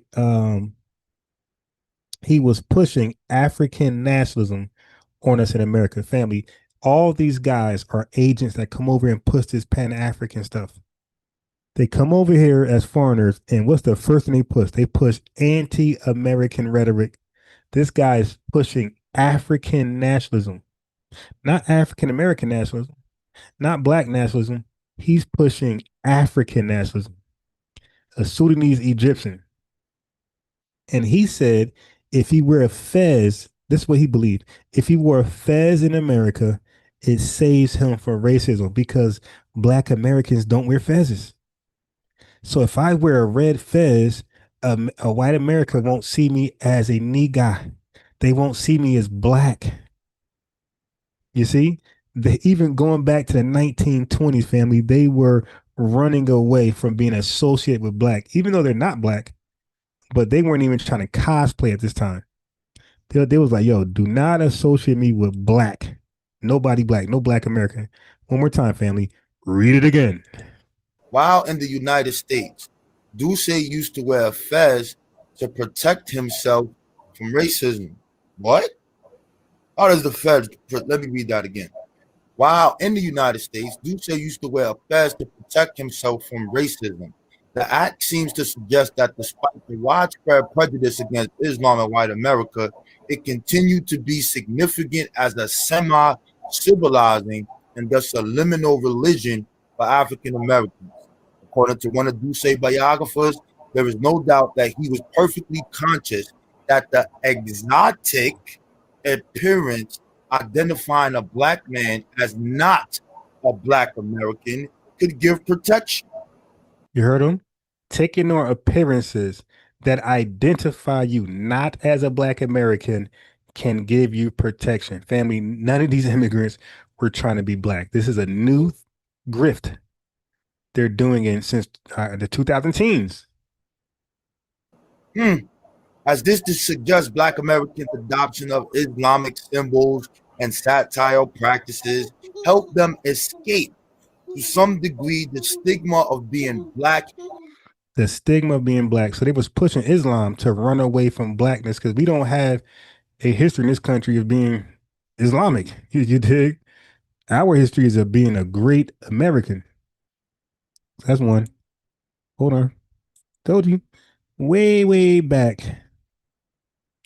1920s. I got something for you. So now check it out. It gets deeper now.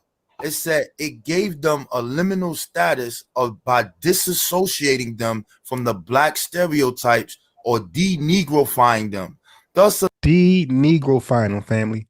When they wore these Islamic symbols, the Garvey uniforms, that fancy stuff, family, that was showing them they're not black. It was de-negrifying them. It was getting them away from the black stigma. allowing from the black stereotypes or de-negrifying them, thus allowing them to identify as a new race of Moorish Americans. Identifying as a new race. Moorish Americans and today African Americans. They want to identify as a new race to avoid being called Black American and the legacy that comes behind it. Members of the Nation of Islam, testimonies by black converts of the Ahmadi movement in Islam also confirm the role Islam played in their lives by ascribing to them liminal racial identity between white and black, which allowed them into white business establishment in the Jim Crow South. Family, these guys were permitted in areas where it said colored or whites only. You heard the reading right. My reader, Rasan. These folks who de-negrify themselves by wearing gear like this were now allowed in areas that said whites only. That's why they all come over here, family. What is the rhetoric? Don't hang around those niggas. They teach their kids, don't hang around the niggas. FBAs, go around white people. Everything they do is to disassociate themselves from Foundation Black Americans. So now you'll hear Tethers and Pan-Africans say, well, when you're in a car, we're on a car, they don't know who you are. Well, first of all, they do. Because you wear stuff like that. You'll wear a fishnet jersey. Okay, you'll wear open toe flip flops, right? You'll be musty. That's one thing we're not going to be is musty. Even homeless FBA is going to be musty. You'll be musty. You're going to show your accent off. You're going to do things to let that officer know, let that hiring employer know, let that bank loan officer know that I'm not FBA. Okay. Come change your between white One more time. Islam. Also confirm the role Islam played in their lives by ascribing to them liminal racial identity between white and black, which allowed them into white business establishment in the Jim Crow South. Family, they were able to go to white businesses that we could never go to as foundational Black Americans, all because they wore the the uniforms to say, I'm not FBA. Come change your name, cried the. Then they want us to change our name. Now we seeing how this stuff started. Then change out of that foundational Black American name and take on one of these overseas names. And yeah, that's another way to de-negrify yourself, where white folks would be more acceptance of you. And you might one day can dine in at a white establishment where they spit in your food. Prominent African-American convert who proselytized in the streets of St. Louis from the Ahmadi in the 1920s. Get back your original language. Telling us, leave it. Don't that sound like this is 1920, family? They sound like this 100 years later today. What language? You had no language. You're African. Everything they were doing 100 years ago, family, they're doing today. Their playbook is the same. We just don't know. We don't really, we ain't that thorough on history. I got you though. And religion, and you won't be a nigger no more. Take on these funny names, these funny religions, and these funny outfits, and you won't be a Black American any longer.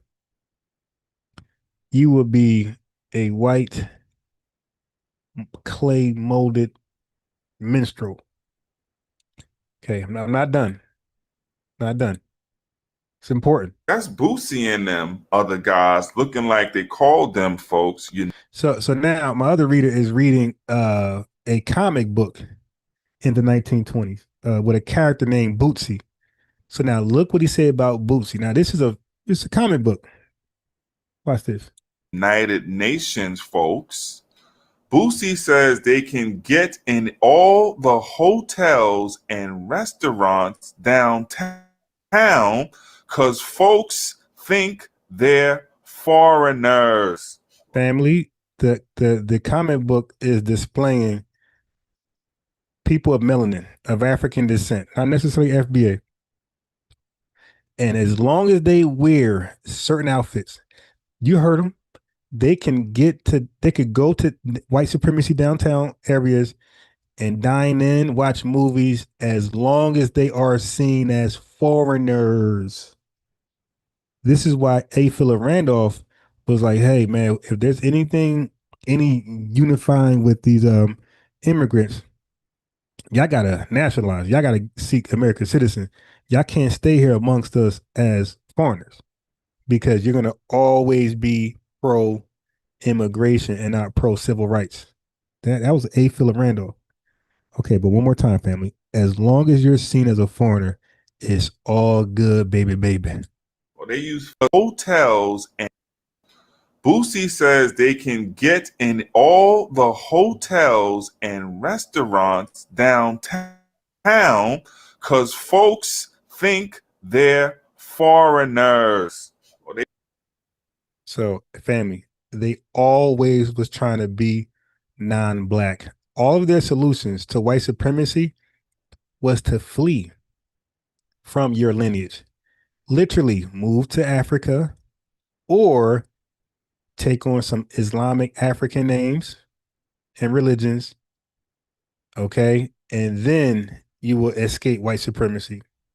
So basically deny your lineage. Okay, hold on. I got another guy for you. So I'm gonna give you two more guys. So this is all during the same time. All right, check this out. Read it. Muhammad Azaladdin, who was familiar with the Ahmadiyya movement, reportedly went to Cairo, Egypt in the early 1930s to study ancient Egyptian history and Islam.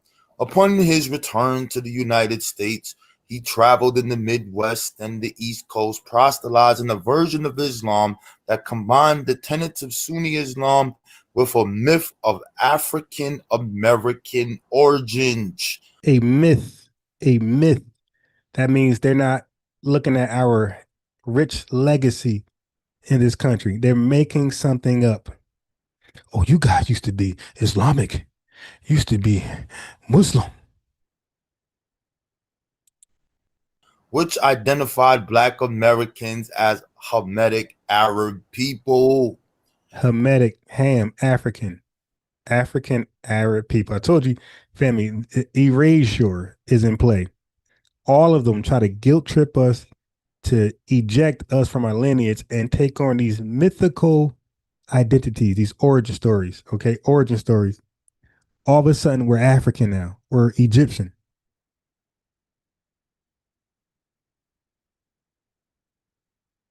According to Al-Zidane, through Islam, Black Americans could reclaim their Hamitic Arab identity and work. Muhammad Azaladdin, who was familiar with the Ahmadiyya movement, reportedly went to Cairo, Egypt in the early 1930s to study ancient Egyptian history and Islam.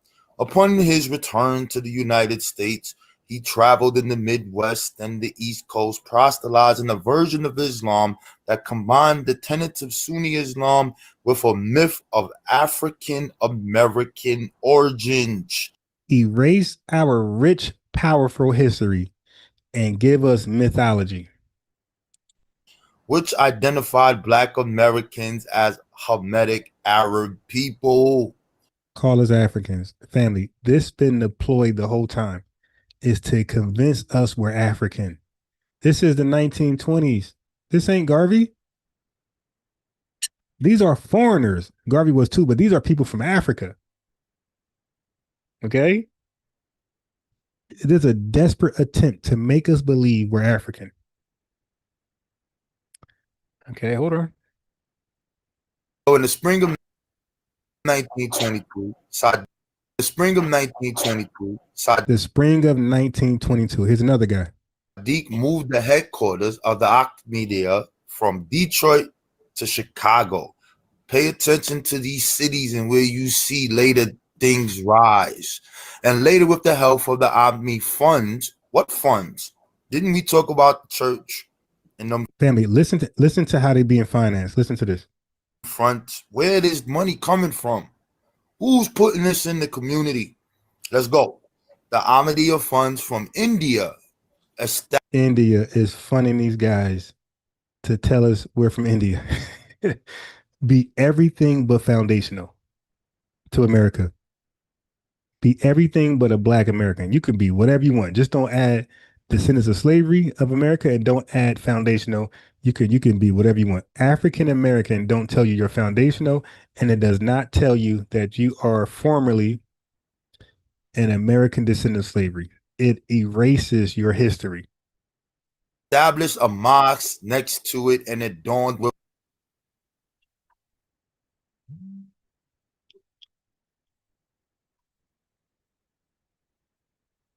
a dome. There is some evidence that suggests that Duce was in Chicago around the same time. After moving his headquarters to Chicago, Sadiq became to lecture. I had my phone ringing. I couldn't hear. My phone was ringing. Media from Detroit to Chicago. Pay attention to these cities and where you see later things rise. And later, with the help of the Army funds, what funds? Didn't we talk about the church and them fronts? Where is money coming from? Who's putting this in the community? Let's go. The Ahmadiyya funds from India established a mosque next to it and adorned with a dome. There is some evidence that suggests that Duce was in Chicago around the same time. After moving his headquarters to Chicago, Sadiq became to lecture at UNIA. So India, okay, be everything but foundational and a former descendant of U.S. slavery. After moving his headquarters to Chicago in 1922 and given his success in converting members of the UNIA, Sadiq played. Family, you heard that. These Indians that's pushing Indian Islam started to convert members of the UNIA, and it wasn't behind Marcus Garvey back.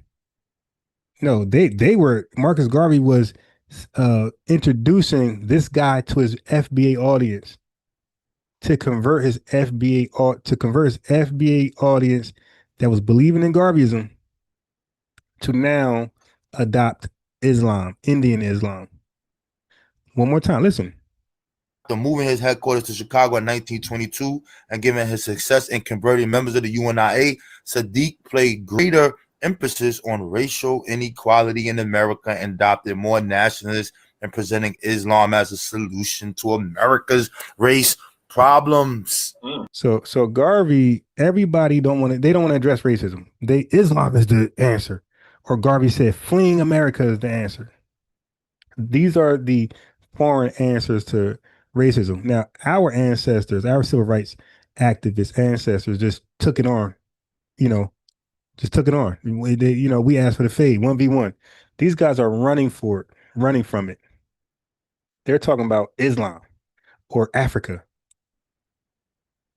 He also sought to boast his own respectability, printing copies of mail-ordered advanced degrees. You heard that right. He started to print fake degrees, like Marcus Garvey printed that fake ship brochure to lie and deceive and scam Foundation Black Americans out of their hardworking funds to believe he had a ship he didn't own. Just like some say Umar's credibility.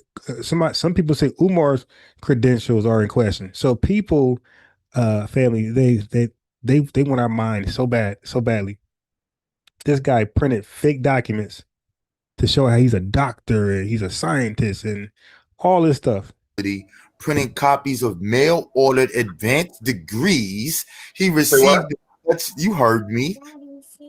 I wonder where we heard this story before. He also sought to boast his own respectability, printing copies of mail-order advanced degrees he received in such dubious fields as Orientalist sciences and mental science from some of the fake. And you got guys right now running around saying they scientific literate.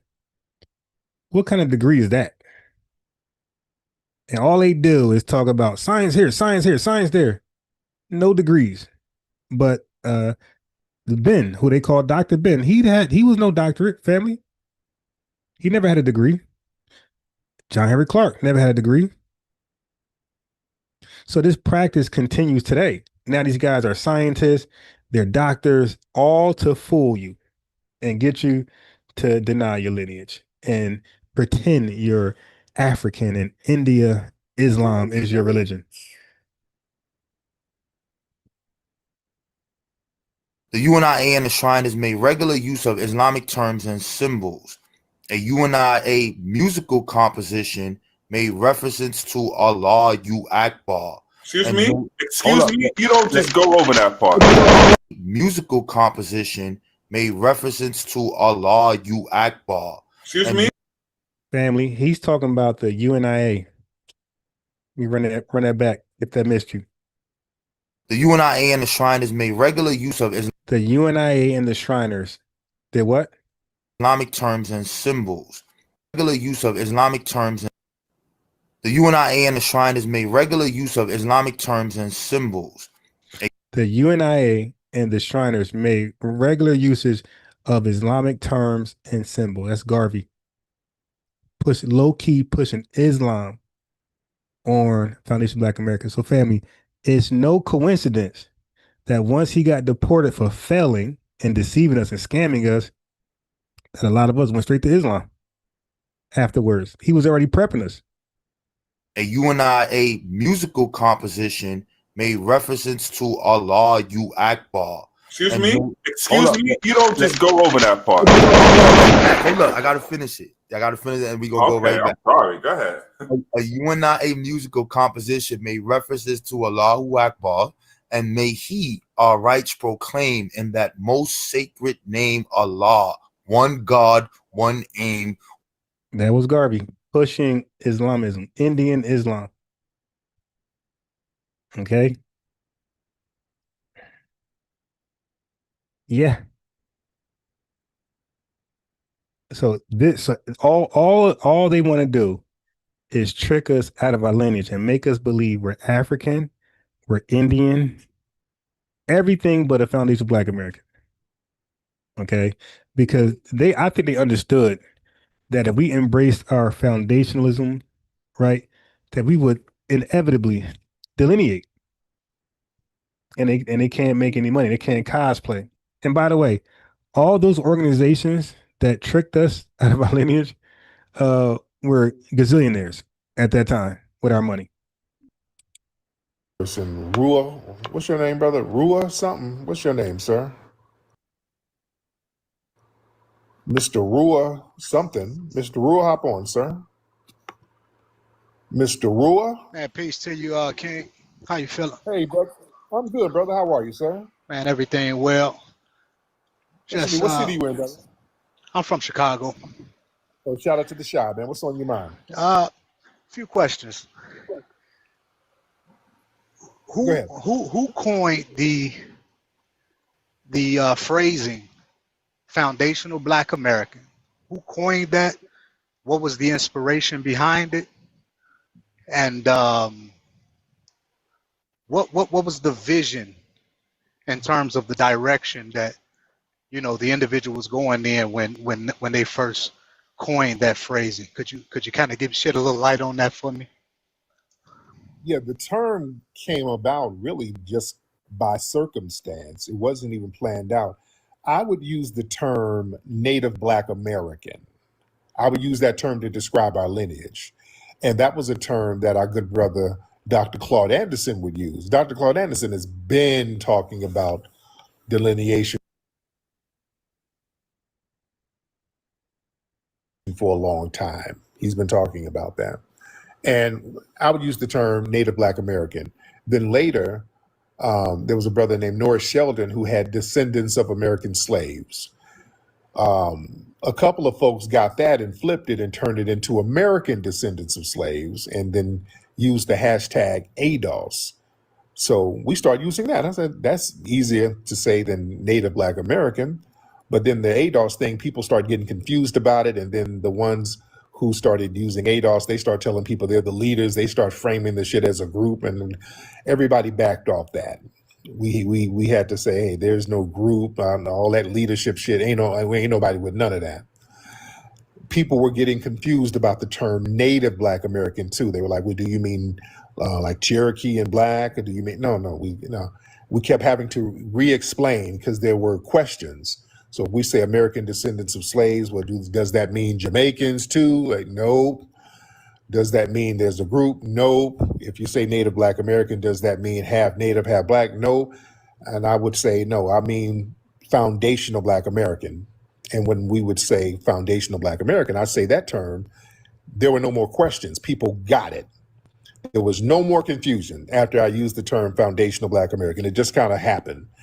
Then it just became a thing and people just ran with it. That's literally how it came about. It wasn't nothing planned. When I was describing the lineage, I just happened to say foundational Black American so that people wouldn't be confused about who we were talking about. And for some reason, that term just took off, and there it is. Excellent explanation. So my second question would be, Wait. Hold on. Before your second question, family, let me show you. So Jesse Jackson introduced African American as a replacement to Black American. So let me give you some history of the word Black. Okay, so all of our W's were under Black. What do I mean? Well, before Emancipation Proclamation, before the abolishment of slavery, there was a a way where we can get out of the chains, where we get out of the plantation. And that was becoming a free black, right? Notice, historically, it's called a free black. It's not called a free African. So free blacks were foundation Black Americans who was able to get off the plantation and be liberated. Okay, there's a couple ways to become a free black, and a free black was, you could be meritoriously manumitted, right? You can be born free. You can your slave handlers can bring you to a free state, and you can sue for your freedom like Biddy Mason. You can work hard the real way and buy yourself out of slavery. So there was different ways you can become a free black, but make no mistake, we're called free blacks in history. We're not called free Africans. All right. Now, what's the difference between a free black and a freed man? Free blacks were free, but slavery was not yet abolished. So when slavery was abolished, that's when you get freed men. So freed men is after slavery was made illegal, and free blacks is when slavery was still legal. That's a simple way to explain the difference.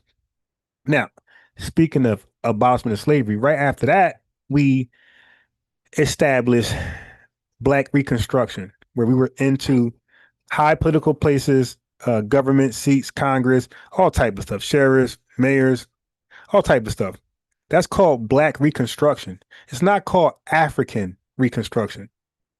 We had successful, wealthy towns called Black Wall Street. They're not called African Wall Street. Black power, not African power. Dr. King said, I'm black and I'm beautiful, not I'm African and beautiful. James Brown said, I'm black and proud, not I'm African and proud. We had black banks, no African banks. So black, bliggity black. African was not a thing. Black Panthers, not African Panthers or African Lions from that Puerto Rican tether. But you get what I'm saying. So everything was about black. We have a rich history with black tied to it. When Jesse Jackson introduced African American in 1989, he basically gave us a new race. So when they be saying, "Oh, FBA is new," no, FBA is not new, because in the middle of the F and the A is black. Black was here for 30 years before an African American. So African American was new. Black ain't new. We just dressed it up better to protect it. But it's called foundational Black Americans. But the word black is the centerpiece. That's not new. We're called black now. We were called black then. Jesse Jackson introduced a new term, African American, and family, we were outraged. So many circles, black circles, were saying, no, don't call us that. So this fake outrage they have, that was us. So these guys are hypocritical. That's why when they call over here, they get cooked, because they don't know real history. They cherry pick, and maybe they do know, and they just hide it from us because they want us to be African or an Indian Muslim, whatever. But so blackness has a rich history behind it. What history? When you think of black, you think of those things I just said. When you think of black, you think of Dr. King, you think of Black Panthers, Black Wall Street, Black Reconstruction, free blacks, the Black Muslims, Malcolm X. When you think African American, what comes to your mind? Well, I'll tell you, Jesse Jackson introduced African American in 1989. What was going on in 1989? The height of the crack epidemic. So when you think of African American, you think of crack cocaine. You think of welfare recipients. You think of projects. You think of stop and frisk. You think of 94 crime bill, which is 5 years later.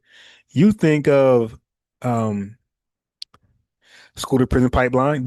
All these terrible events are under the watch of the label African American. This is why they want to replace black. Black is tied to so many great things. The first black this, the first black that.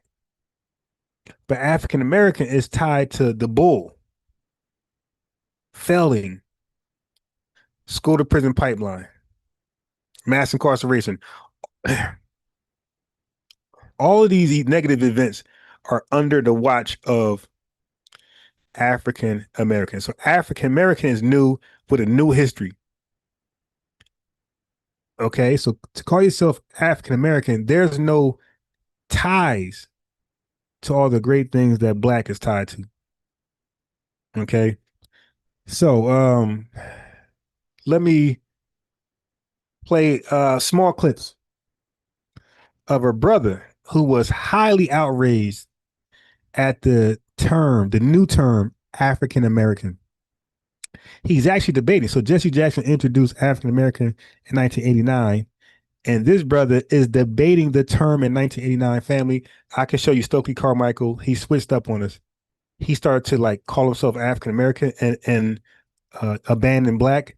And guess what? He was at a roundtable discussion in 1989 arguing, should we call ourselves this new term or stay Black? And our elites, our most educated, were arguing for Black. That clown, Stokely Carmichael, Kwame Ture, he switched up and started calling himself African American. All right. So, but we, as a nation, as an ethnic group, were arguing for Black. We didn't want African American. Check this out. So, see, to equate African American with terms like Italian American, Polish American, Russian American is to destroy the reality of how we got in this country. Easy. We did not get into America with our nationalities intact. Africa is not a nationality. If you are from Nigeria and you have become a naturalized American citizen and you want to call yourself a Nigerian American, well, you help yourself.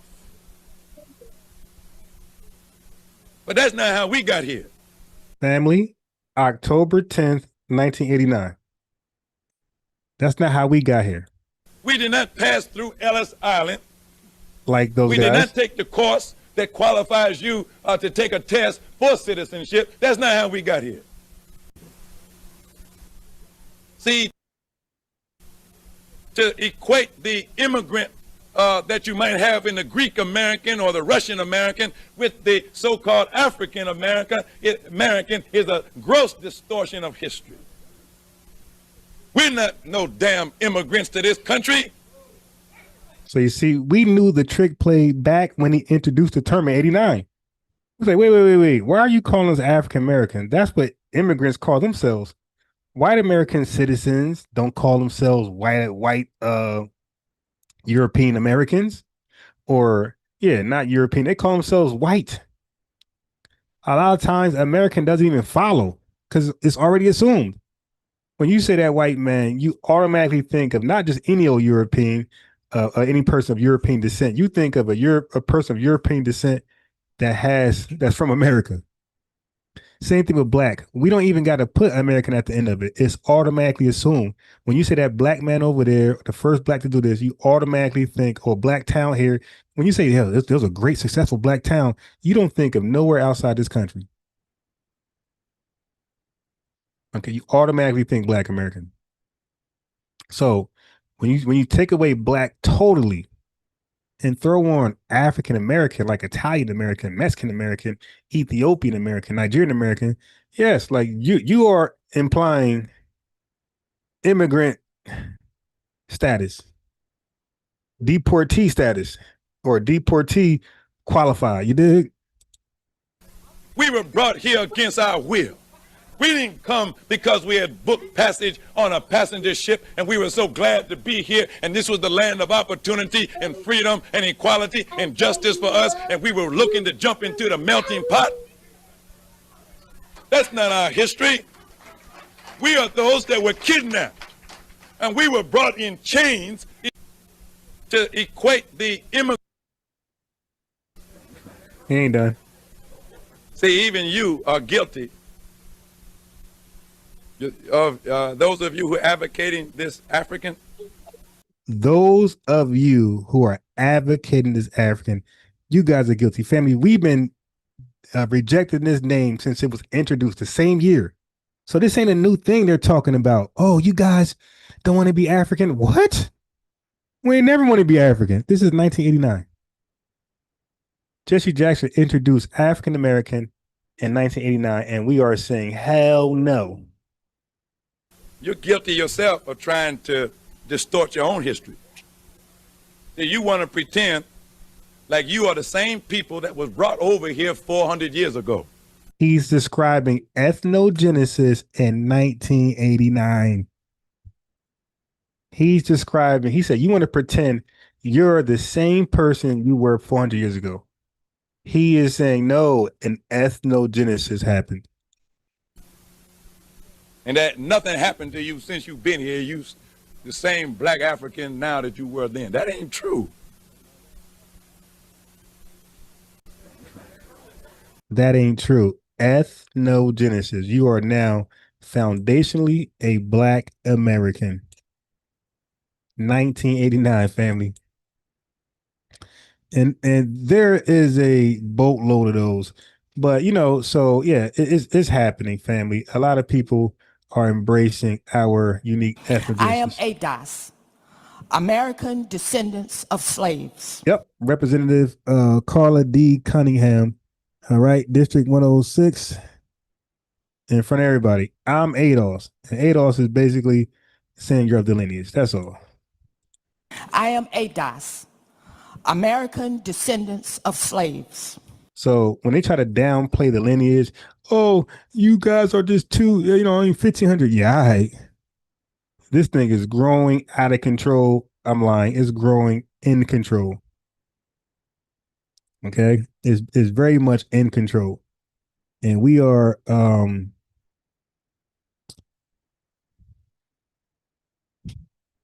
delineating in peace and in love. We're not delineating out of hate and war. We're delineating out of love and peace. We're being attacked. We're being questioned. We're being second guessed. We're being asked the tough questions to make us feel a certain way.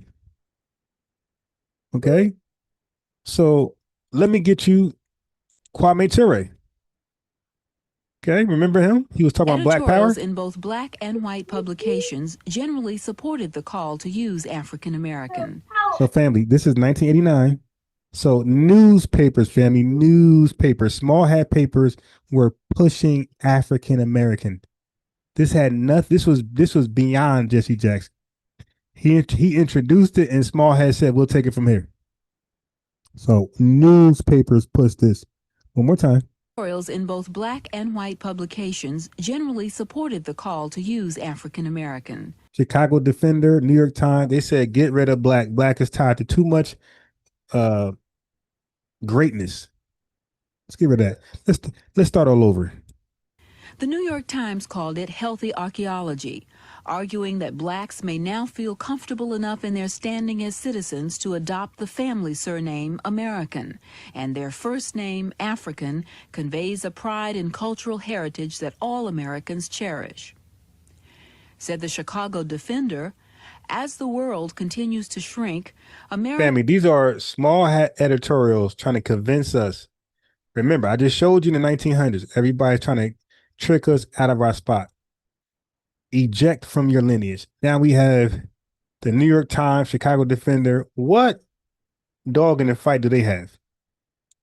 Americans who speak to their Africanness with the African American title will speak to your Africanness. Likely find the cultural, education, and economic relationship with editorials in both. Okay. All right. Told you, man. We come with receipts. Now, hold on. This is, by the way, that's 1989. That's 1989. Well, naturally, it's our heritage. But all of us here are really educated and exposed to American life.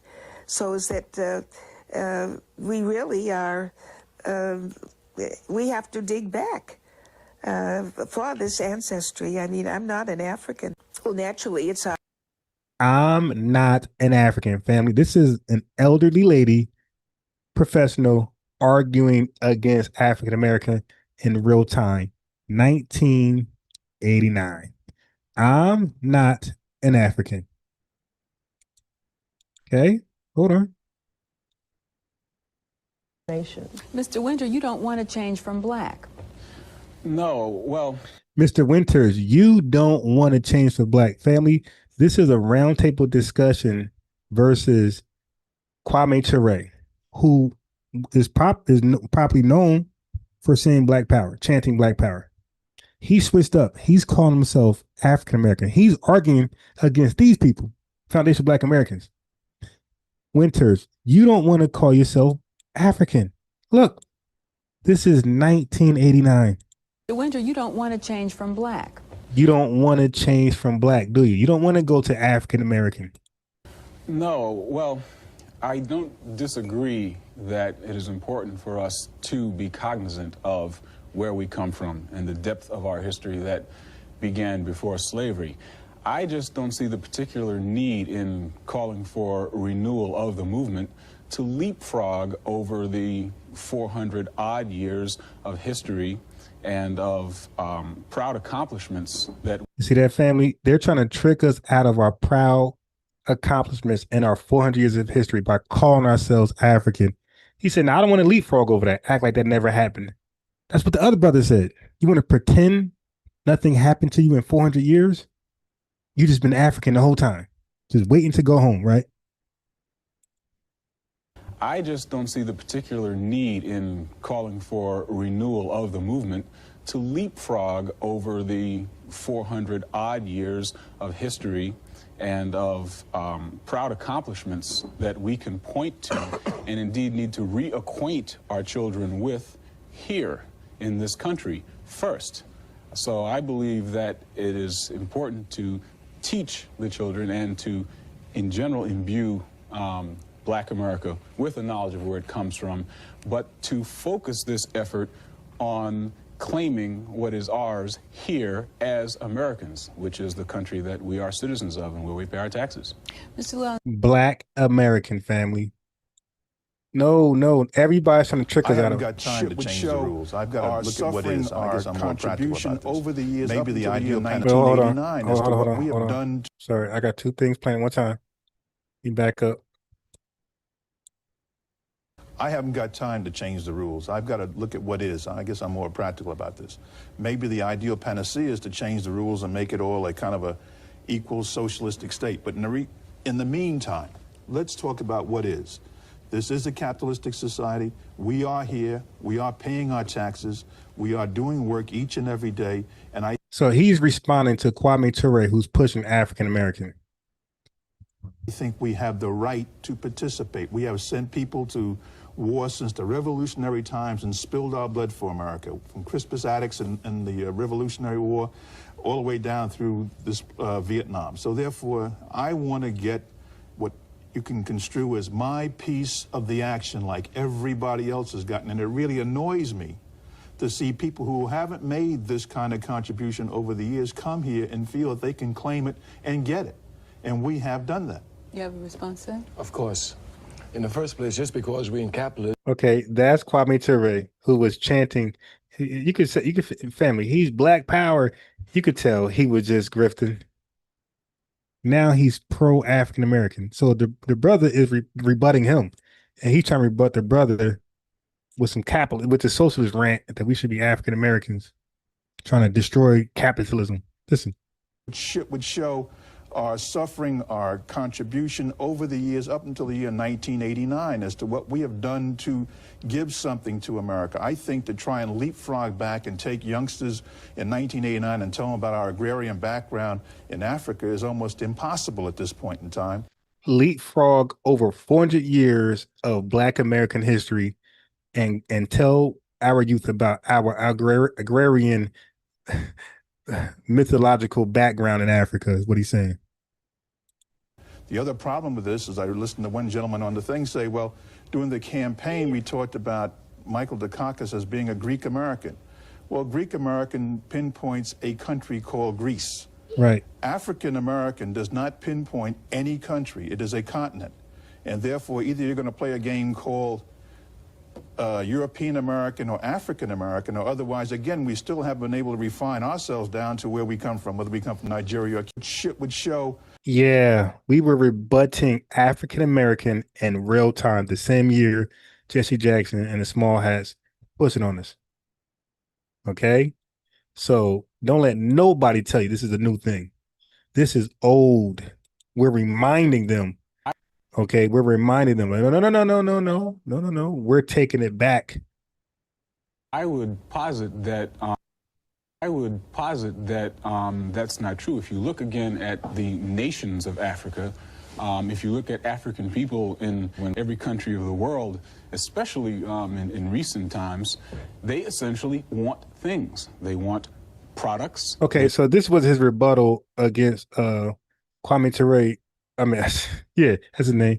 Kwame Ture arguing for socialism. He like, yo, even in Africa, they're trying to be capitalist. I would rather see black was coined because I was somewhat in high school and I was on the listening end as indeed you were doing the talking. But it's always been my feeling that black was more than. So he reminded Kwame Ture when Kwame Ture was pushing black power, black empowerment. He said, I was in high school when you were doing that. I remember that. That made that, you know, I felt that. And now you switched up on us? Because I was somewhat in high school and I was on the listening end as indeed you were doing the talking. See? But it's always been my feeling that black was more than the recognition of where our blood comes from. It has a lot to do with the experience of people of color in a larger sense under colonialism, whether it was external colonialism, let's say in the Caribbean, or the internal colonialism that we had to deal with here in the United States, rather than simply a statement of Africa. Because the fact is, we have become more than simply descendants of Africa. We have created a lot of what America is in our own image. When we Family, he's speaking about the foundation we created. He's cooking Kwame Ture, that switch up artist. So when you talk about this cultural-based offensive, I would rather see us claim American culture when black was coined. I would rather see us claim American culture as opposed to African culture, is what he said. So I just want to show you guys, there's nothing new about what we're doing, delineating. We made that very clear the same year Jesse Jackson introduced African American in 1989. I would rather see us claim American culture, which is not European culture. America does not mean white. American doesn't mean white. It means a combination of European and African and Asian. Ain't that the ethnogenetic? Wait, so that's so family. What I'm saying is we were describing. You heard him say descendants of slavery, family. We were describing the terms. We just didn't say the terms. So when Yvette Carnell said ADOS, American Descendants of Slavery, everybody's like, yeah, that's it. When Tariq Nasheed said foundational, yeah, that's it. Now he just described ethnogenesis, and so did the Muslim brother earlier that was preaching. They are describing ethnogenesis without knowing the term. So he's going to explain we're more than this, because the Pan-African take is if you call yourself American, you're saying you're white or you want to be white or you're the white ass kisser. Like that's their position. And he's saying, nah, America doesn't mean white. American culture, which is not European culture. America does not mean white. American doesn't mean white. It means a combination of European and African and Asian and the rest of the cultures of the whole world. This is what America is. And if it denies the fact of what is African within it, then it's up to us to continue to assert that no, America does not mean white. America means a melting and a combination of things. Ethnogenesis. He just described ethnogenesis. Okay. So the links at the top. I'm gonna play the brother asking Tariq Nasheed about what inspired him to come up with FBA. So I'm gonna go on mute until that breakdown is finished. But as you can see, family, yeah, this channel is FBA News and Updates. Okay, yeah, I'll be having those clips. So when I say something, I can prove it at the drop of a dime. A Pan-African or Tether can't do that, and nor can a white supremacist. They just be talking, and it's true because they said it, but no proof. Development of that phrasing, right? Was there a cultural incentive that you wanted to kind of, you know, inculcate within that framework to fill it out culturally? Did you ever take it that far? No, really, it was all about just to acknowledge people, just acknowledge the lineage, just acknowledge the people who were here at the very beginning of the country. That's really it. Everything else can just kind of fall in place, but it's just to acknowledge the people who were here at the beginning of this country and us being the descendants of those people. That's it. So whether or not you want to engage in the culture, that's fine. If you don't, that's fine. But your lineage is still your lineage no matter what you do. So it's just a lineage designation. That's it. Just like calling somebody, he's Puerto Rican. Puerto Rican is just a Puerto Rican. No matter what you do, you're still going to be Puerto Rican. And just like foundational Black American, whatever you do or whatever you don't do, you're still going to be a foundational Black American. If you fall into a coma tomorrow, you're going to be a foundational Black American. People, they think that people say, well, what's the end goal? I had a guy call up the other day. What's the end goal of FBA? Why do we have to have an end goal? Why? We're just acknowledging our lineage. With our lineage, people try to put all of these caveats on it. And we're just acknowledging our lineage. Some people will look at it from a cultural standpoint. Some people, we believe, they'll look at it from a political standpoint. Some people will do whatever they want to do with that knowledge, but we're just acknowledging a specific group of people. And as it relates to what's going on in the country now, that group of people are the ones who can't be deported. So that's the relevance that it has in today's circumstances. When people are talking about ICE and immigration and all that stuff, no matter what we think or no matter what we do, we can't get deported as foundational Black Americans. So that designation is very important as far as things like that. All right. Now, that's you spot on with that. Now, yes, sir. In terms of the phrasing, I think that the phrasing is brilliant. Yeah, I think it's brilliant in terms of the combination of the wording. And if an individual is stay consistent with the explanation, I think it has critical and serious power towards definition and explanation as it pertains to Black people in America. However, in my humble opinion, and you can speak to this, I think that it's suffering from branding right now.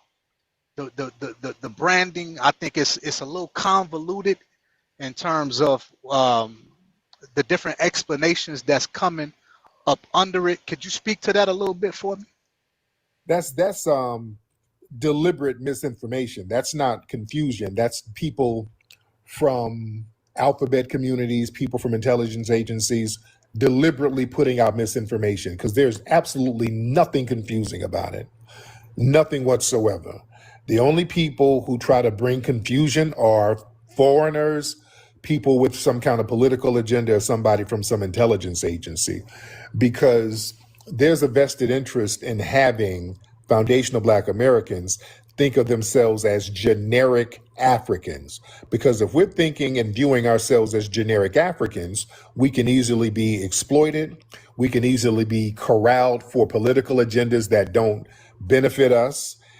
And we will not ask for specific things for us. We'll just go along with any program and lend our civil rights legacy and our lineage legacy to all of these other groups so that they can benefit and we get nothing. For example, if we were just doing the generic African or generic minority thing, we would sit here and be out here in the streets getting whooped on because of this immigration thing, because of this ICE stuff. We'd be out here in the streets thinking that this is our issue, and we'd be targeted.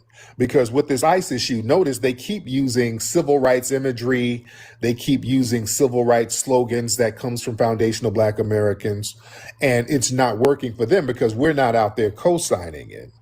So the branding aspect, I mean, the lineage is the lineage. People can deliberately try to misrepresent it because they can't latch on to it.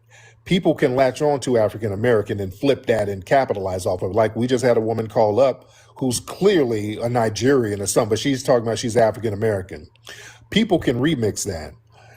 The term foundational Black American can't be remixed, and that's the problem people have about it. It's very, very specific. And the fact that it's so specific and it gets us on code based on lineage, that's powerful. And we're never supposed to make power moves as far as defining ourselves.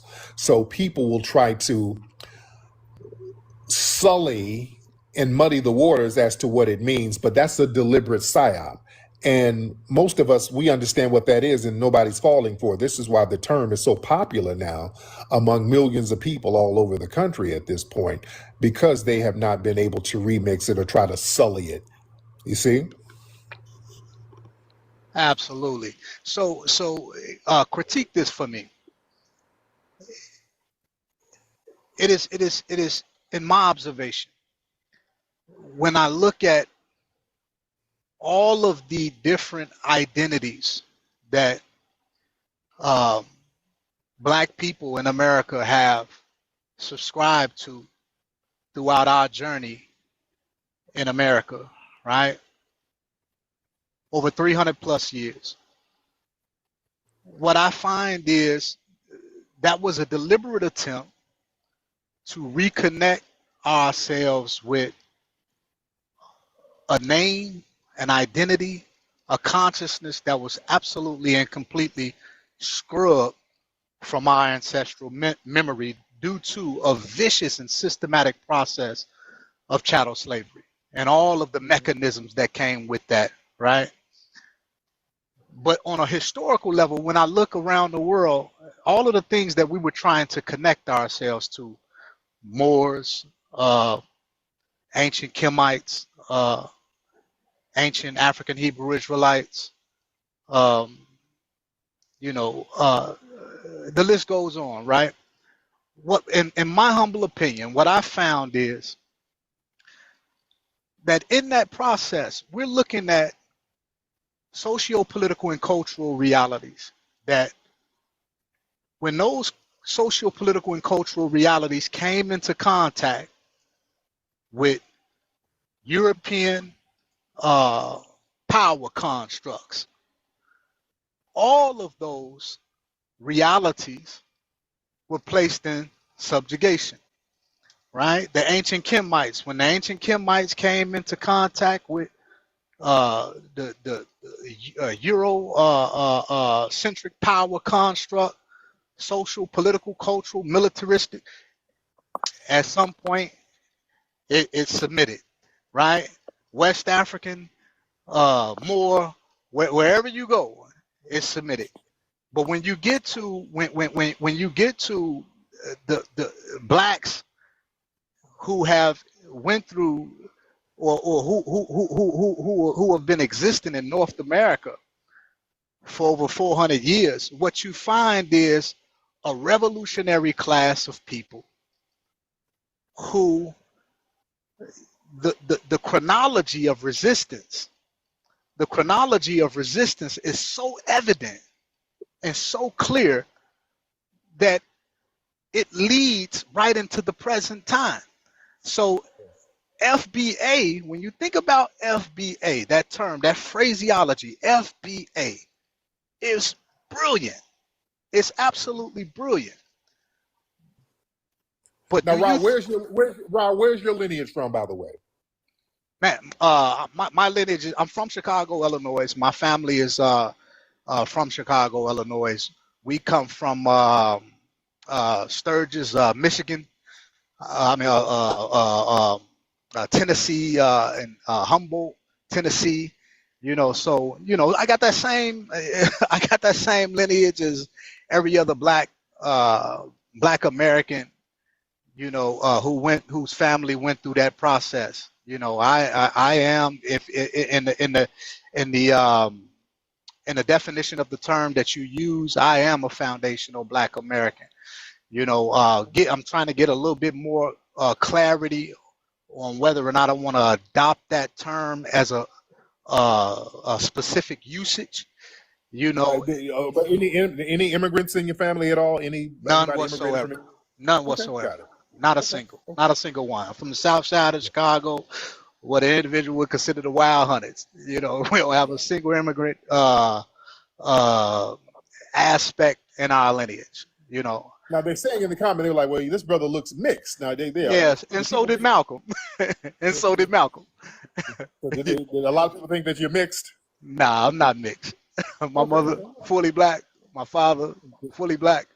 There you go, my brother. All right, Yeah. but thank you so much, brother. Let me get on to my other. Thank you so much, brother. Let me land this plane a little bit. Yeah, thank you so much, sir. All right. Yeah, man. Our lineage is sacred, bro. You dig? And now we're seeing that it's an agenda to trick us out of our lineage, trick us to reject our lineage, to take on a forced lineage. I don't know what, I can't fathom what the real what do they get out of us calling ourselves African? What does that do? I mean, what does that do? Does that somehow rope Mother Africa over here? Like, yeah, like that's not gonna happen. All right, so let me do this. There was a lawyer who called in and tried to trick Tariq Nasheed and us to fight reparations the same way that we got co-opted to ultimately fight the civil rights movement, where terms like minority was there, no longer Black Americans, terms like the people of color was there. And it's funny because when it said colors only, that was specifically the lineage. But now the civil rights movement has been accepted. Now the color term is all inclusive to everybody now. Okay, so she tried to argue, she tried to pull rank for one. She tried to do the appeal to authority thing. Hey, I am a lawyer. You gotta listen to me. I know what I'm saying. I'm right. You're not a lawyer. She tried to do that. And Tariq listened for a little while. He humbled himself to listen to see where she's going. And his inner instincts were like, nah, that ain't it. Okay, that ain't what we're fighting for. That's a nothing burger. That's gonna have us sharing our reparations with everybody, no different than what happened with the civil rights movement.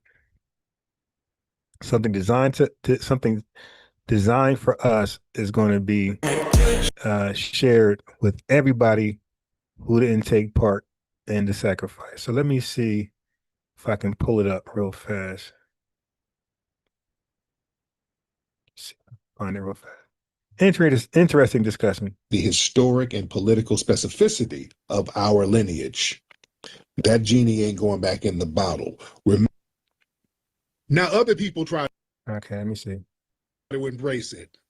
I'm Black too, my nigga. We're all Black. No, well, Always open to the conversation, because one thing being Black Brits and Okay, I got it. I see where we are. Right over here. going on with foundational Black Americans. What's your stand on that? So Movement going. Now, let me ask you this. Now, what's your stand on reparations? Because there's a major Okay, so he's debating a lawyer who is a civil rights lawyer, by the way. She claims she's foundational to the country. So let's see. reparations movement going on with foundational Black Americans. What's your stand on that? So, if I can give a little bit of background about myself. So I, as a civil rights attorney, we had a guy running for what's called the county attorney here, and they're called different things in different states, but basically he's the attorney for the county, and he promised that he would do a lot of things for the Black community when he got in, and he didn't. And one of the things I pushed him on was any qualified immunity. Texas will never do it. Abbott will never do it, but we can do it locally. If you stop doing it here, that's a start. But anyways, that being said, he didn't. And so he was in office. So when he didn't, I ran against him. Not because I wanted his job, because I wanted to bring light to what his promises he didn't keep and to push. But one of the things that I did push was for reparations in Texas in particular. And I had lawyers that were, I heard that before. My assistant told me I sound like Kamala, but I'm a California Black girl, maybe, I don't know. But anyways, with that being said, I actually had lawyers get together and brainstorm, how can we get reparations in Texas in particular? Because remember, Juneteenth started in Texas because we legitimately had people continuing to be enslaved after it ended. So we have a better cause of action before the court to show that there was, from the employment standpoint, because there weren't, we were just brainstorming it all. But with that being said, with my run, that was part of my platform. Okay, And I hold did on. No. From an employment standpoint, what do you mean reparations from an employment standpoint? Well, what I meant was that they were still getting free employment labor from the individuals in Texas that were free for 2 years. We know that for sure. And so from not being paid as when they should have been paid as employees, as an angle as well that we were brainstorming. Okay, I'm a little lost. It's okay. It's okay. Again, it was a brainstorm. In other words, how do you make somebody continue to? They're continuing to work, and they were not being paid. So if nothing else, you owed them for free labor, because we knew that slavery was abolished. So you couldn't call them slaves. You had to pay them. You owe them back pay for those 2 years that they were working for free. Make somebody continue. So it sounds like you're trying to use that as a precedent for. Absolutely. That's why I said Texas in particular had a different angle. Okay, so you were trying to use what was happening with the formerly enslaved coming out of Galveston and what happened to them as a precedent for employment compensation. Right, exactly. That was the angle that we were taking, and then we could widen it. That's not reparations, dear. No. We could. That was the avenue to get in. Plus, because you can bring more than one claim. Oh Lord, ma'am, no. You can bring more than one claim. So you might, and a lot of times that's what we do. Like for example, the lady that was killed that was unalived in Minnesota. Everybody was so hell bent on arguing. Was she trying to hit him? Was she, was it self-defense? All that doesn't even really. You can go back and forth with that, but what the claim that will work is the denial of medical care. It is required. Right. So that's for everybody. That's not a reparations claim. That's like using what happened to. No, I'm gone off the reparations subject, but I'm just saying, like, sometimes you have to bring more than one claim. Right. But no, ma'am, you're tying it all in. I'm following you. I see where you're going with it. You're using what happened to Black people in Texas to say, okay, they deserve reparations, and so does this white woman who was unalived by the police. No. I'm talking about two separate subjects. I jumped subjects. I'm sorry. So I only jumped subjects to show that sometimes you have to bring more than one claim. We had the excessive force, right, with her, and we had the medical claim. But it's tied in. You may not. You're tying it in, though. You're using one. Let me go back to Texas. Ma'am, slow down. You're using one as a precedent for the other, ma'am. So it is tied in. It's not two different things. You're using one as a precedent for the other, ma'am. No, I want you to understand. I'm going to stay on Texas, okay? So what I'm saying is, in Texas, forget the Minnesota stuff. In Texas, what I was saying was that we can bring the employment and the reparations. We may fail in the reparations, but we have a viable employment claim. Sometimes when but we bring these cases, we have to bring more than one cause of action, more than one claim, in order to hopefully make the weaker one kind of hang on and get stronger, so you can do the investigation, so you can do the discovery, so you can get That's the the same information. thing. That's the same thing as civil rights. It was supposed to be for us. Same thing for affirmative action. It was supposed to be for us, but let's bring everybody else in it so they can benefit from affirmative action. That's the same thing. Very bad precedent to use affirmative action to tie it into employment discrimination or employment compensation. Yeah, that's going to weaken reparations for us. We don't get it. We are the fuel to basically create a precedent so everybody else can benefit. And that has been the problem. We're going to be back at square one, ma'am. I don't think you understand what I'm explaining. I'm not explaining it well enough, because I am not talking about employment cause of action for everyone. What I am talking about. You are, ma'am. I'm not. Well, I said I wasn't explaining well enough, and I'm trying to re-explain, but you're telling me you're not trying to really hear that. So that's fine. But what I'm trying to talk to you is exclusively descendants of Black slaves in Texas bring 2 claims, one for reparation in the lawsuit and one for employment in the lawsuit. Once we get the lawsuit going, we can start doing, we have tools, we have subpoena tools, we have discovery tools, we have all kind of tools, we have witness tools, we have a lot of tools available. How would you use employment as it relates to just Foundation of Black Americans, descendants of slaves? How would you use employment to target a specific ethnic group? You couldn't do that. It would have to be applicable to everybody. I'm a lawyer, and I happen to know you can do that. So if you want to find out how, I can share with you, but you can't tell me what I can't do, because I know. Let's share. How could you do that with employment? So with employment, if whoever we find out after we do the investigation, again, this was brainstorming activities that we were involved with, but we go and find out who these employers were. They might have been a hotel back then. They may have been Wells Fargo back then. They may have been all kind of, whoever it may, the employer would have been back then, that benefited off of the free labor from the formerly enslaved, right? So we start there. Who are these people? So they got free labor, continued free labor from our ancestor, my ancestors, maybe yours, I don't know, got free labor from them. So in doing that and going back and doing that investigation, we can bring a claim for the failure for those companies to pay our ancestors. In addition, reparations for the failure can be brought as well. It's a part of that. So that's what I mean by that. We may not make the the reparation claim stick, but we'll get a lot of information in doing so.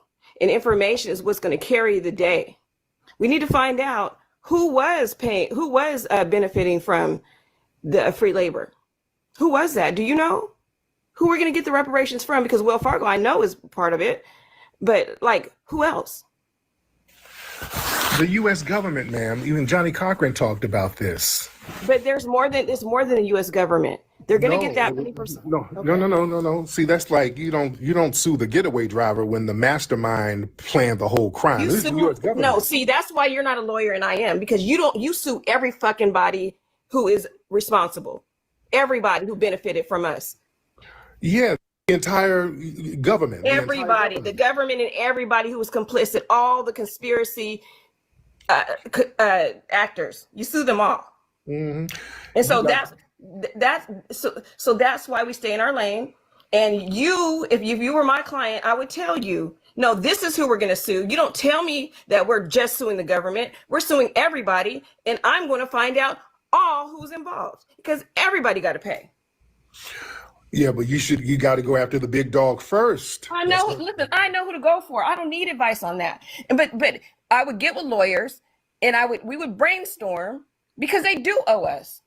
And if you want to internally fight about that and tell me don't sue this person, just sue the government, don't sue the private companies, we just need the big dog. No. Yeah, I would say that because the corporations, they rise and fall. They're gonna fall by breaking bread. That's how they fall. A private corporation could just dissolve their corporation. They're gonna fall by breaking bread. Well, that's what file it is. Chapter 13 and then start a whole new corporation. Then that is what it is. We know how to chase the money. We know how to go after people who file bankruptcy. The bankruptcy will not protect them from this. We know how to deal with this. You think that they'll be the first to think that that's the way out is bankruptcy? You don't know this world. I'm in it. And I'm in it too, ma'am. And I know that I'm in the court. I'm in the legal world. You're in the fight, but I'm in this world. We know how to chase these. You think these people haven't thought about bankruptcy over and over again? Then, ma'am, how come you have not gotten it then? Gotten what? The money. Any reparations for us? Well, why don't you pay for the lawsuit and I will? Let's get it together. I would love. We've been begging for lawyers to come pay for the lawsuit and I will. Yeah, if you do it, yeah, we have no problem with that. I said I will. Let's get the lawyers together. I will. Yeah, I said I will. If we can, if we can pry them off of immigration. But guess what? Back to my original point. When I ran against this person, I felt like being the county attorney, if I were to actually have accidentally won, because I didn't really want the job, but had I accidentally won, then on my website, I put up a reparations panel is what I would put together, filled with lawyers and using the county's money to pay for all this and file the lawsuit on behalf of the descendants of slaves in Texas from Harris County. Are you running for office now? Are you running for office? No, no. Okay. No. You voted for you sound just like Kamala. I know you voted for Kamala. I only did it. Yeah, I only did it. I only ran for office, like I said, because this person lied. He came as a friend. He came as a social justice warrior, the person that we needed. We had a gang injunction in Harris County. Myself and 5 other lawyers got together and we crushed that gang injunction like they had never seen before. And so he came as a friend, holding his hand out, saying, "Oh, I can't believe that the county attorney would do a gang injunction on these black men in our community." And then, so we're thinking he's friendly, and we promoted him, and we asked people to get him in office. He came out, and he's been I go to on Monday in New Orleans. I will be there in the United States Fifth Circuit Court of Appeals, arguing a case where a man was beaten so bad, and he's on the other side.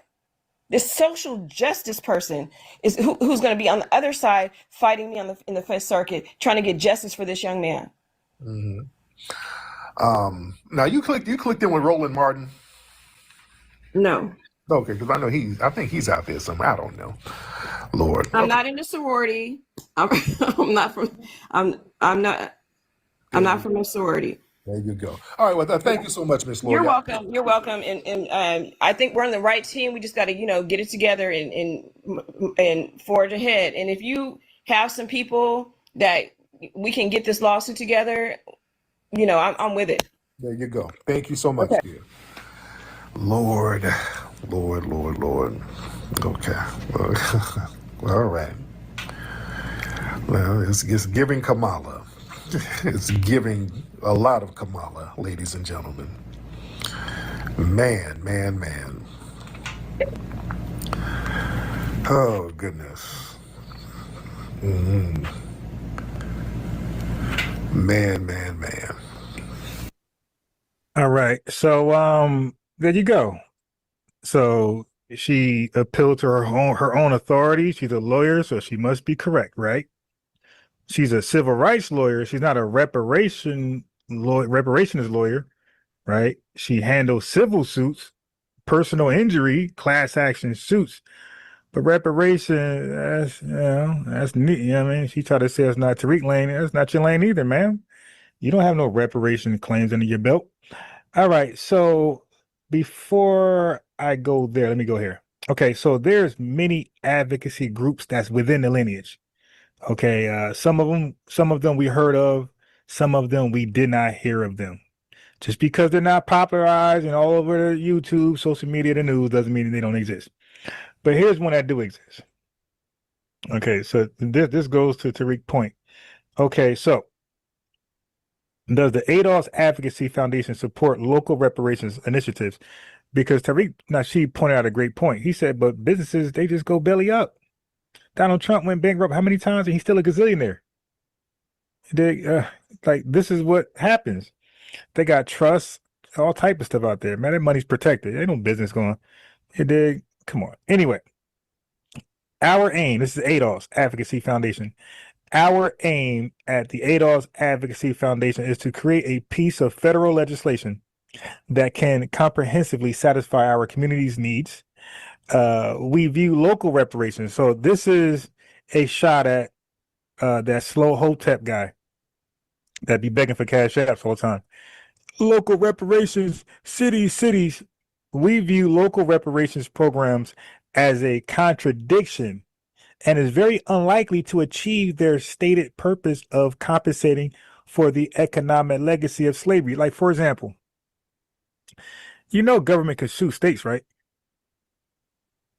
The federal government can sue a state. So when you go to sue a state for slavery and you got a settlement in your favor and the federal government sue that state, they get their money first. And whatever else is left, that's for you. That's why Tariq Nasheed is right.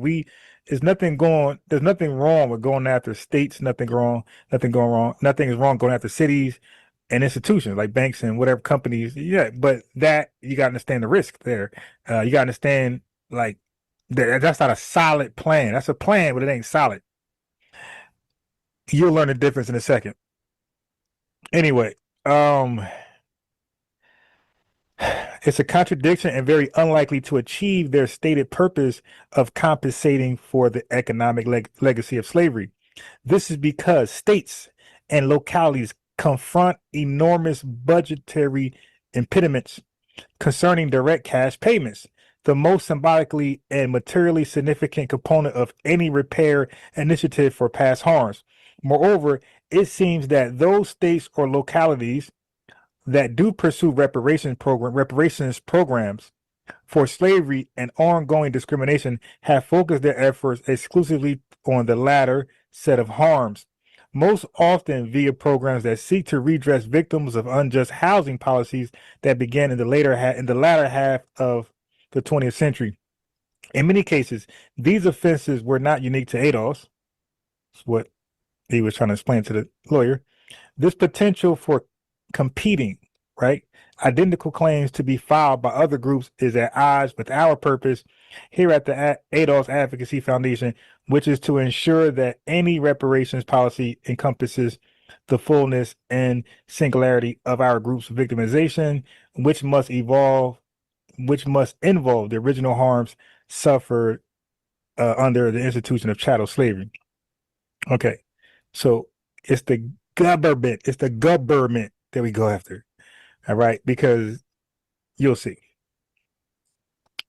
Right, so somebody in the chat said they agree with the lawyer. I know because she's a lawyer. She sounds like she's right. She sounded confident. She was very aggressive, right? So she must be right? Well, let's see.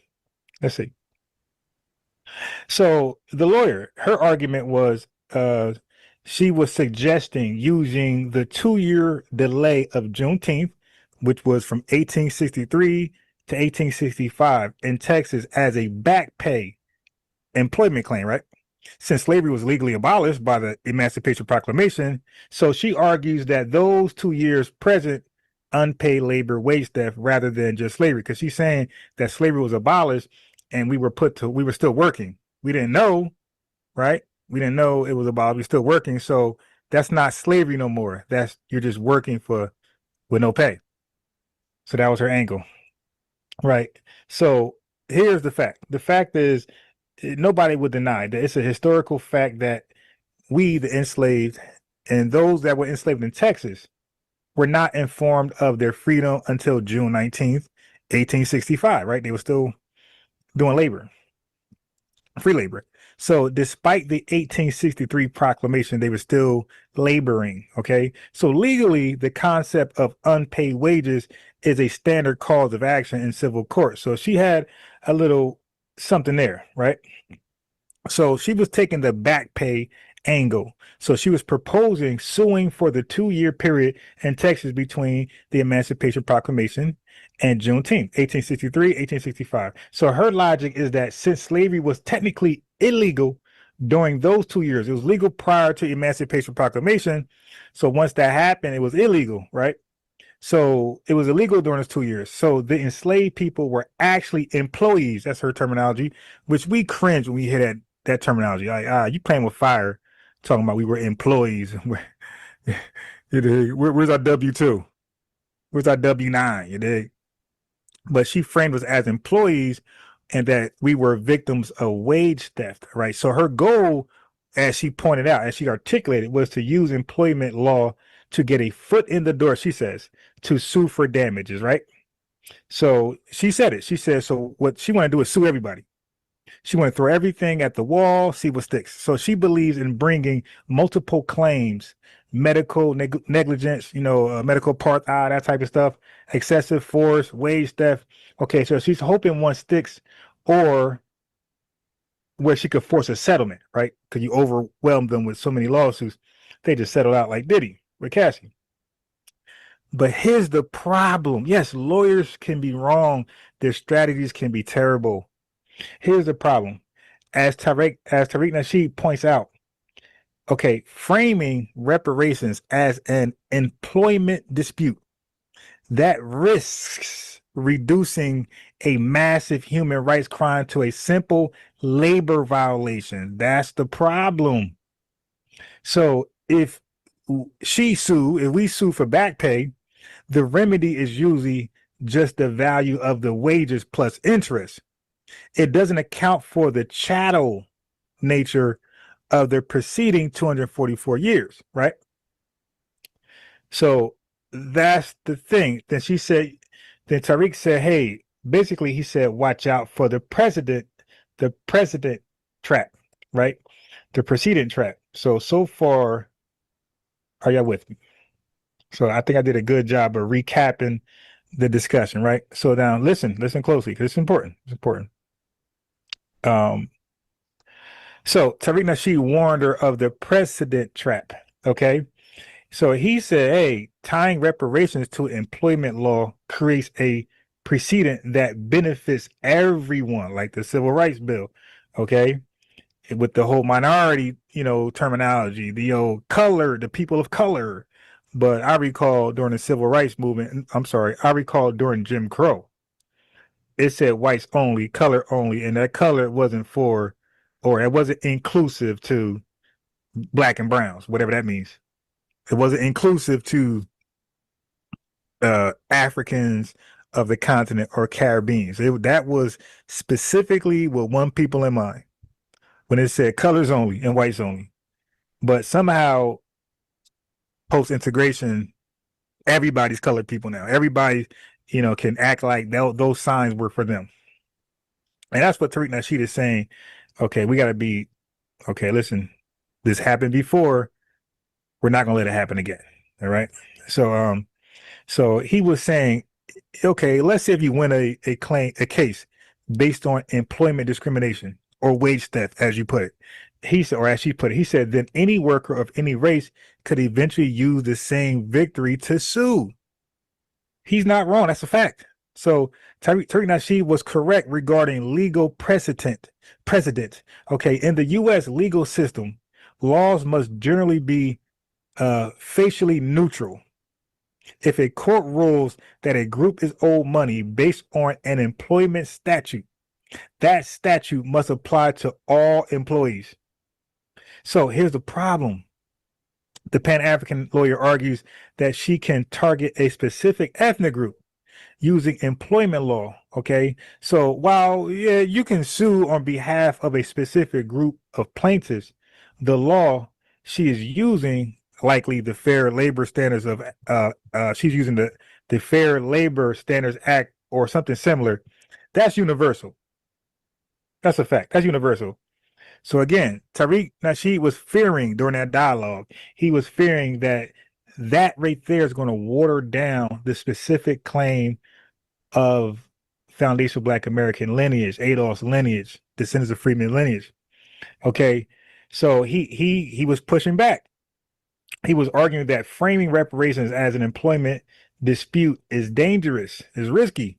So employment laws are, again, like I said, facially neutral. If you set a precedent that a group of people can sue for past wage theft or discrimination, anyone, women, immigrants, other minorities, Dr. Clark said, humpback, midgets, leprechauns, they can do the same thing.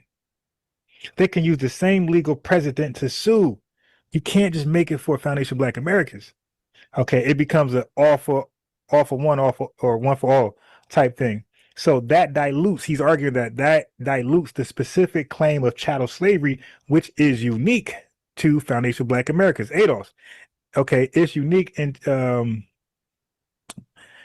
it dilutes our specific claim of chattel slavery into a general labor dispute, which applies to everyone. That's another nothing burger. That's another DEI affirmative action. No.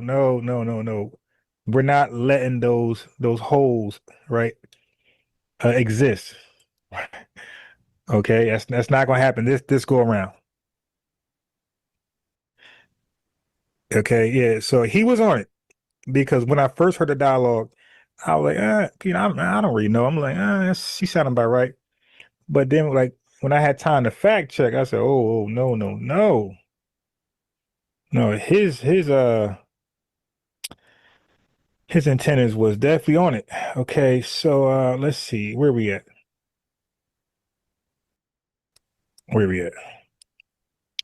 So let me see.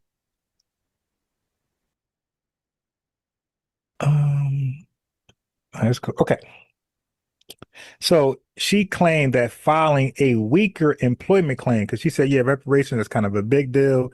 Let's go for the small thing first. Let's get a victory somewhere. So she said filing a weaker employment claim alongside reparations, a reparations claim, it allows her to use a subpoena and discovery tools. Okay, so that is a common legal tactic, right?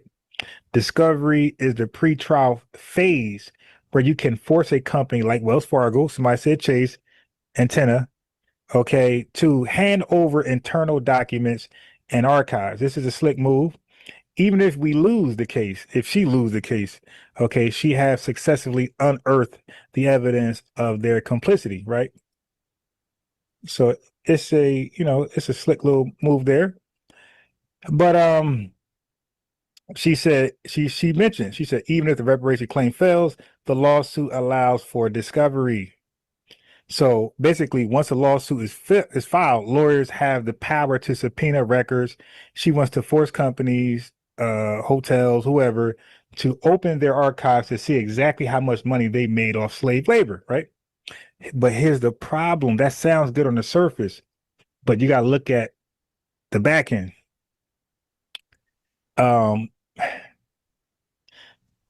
That is a backdoor approach, okay? Tariq Nasheed was saying by bringing in everyone else, okay? He referenced the lady in Minnesota, and then he said affirmative action. The specific debt owed to us, the descendants of U.S. chattel slavery, is ignored. So he said that's a distraction. That's a nothing burger.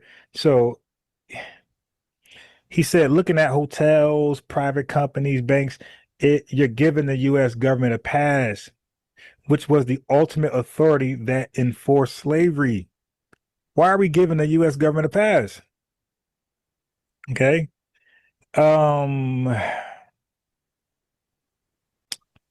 So you got to sue the U.S. government because the U.S. government is the mastermind, have been the mastermind, and they have the power. Listen to the biggest thing. Like I said, the U.S. government can sue states, sue cities, sue institutions, and bankrupt them or take a large penny from them. But guess what? When you sue the U.S. and then guess what? Those things can file for bankruptcy. Okay, but the U.S. government, it does something they can't do. When you sue the U.S. government, it does not go bankrupt. You know what it does? It prints currency. The federal government can print money. States, cities, and private institutions can't.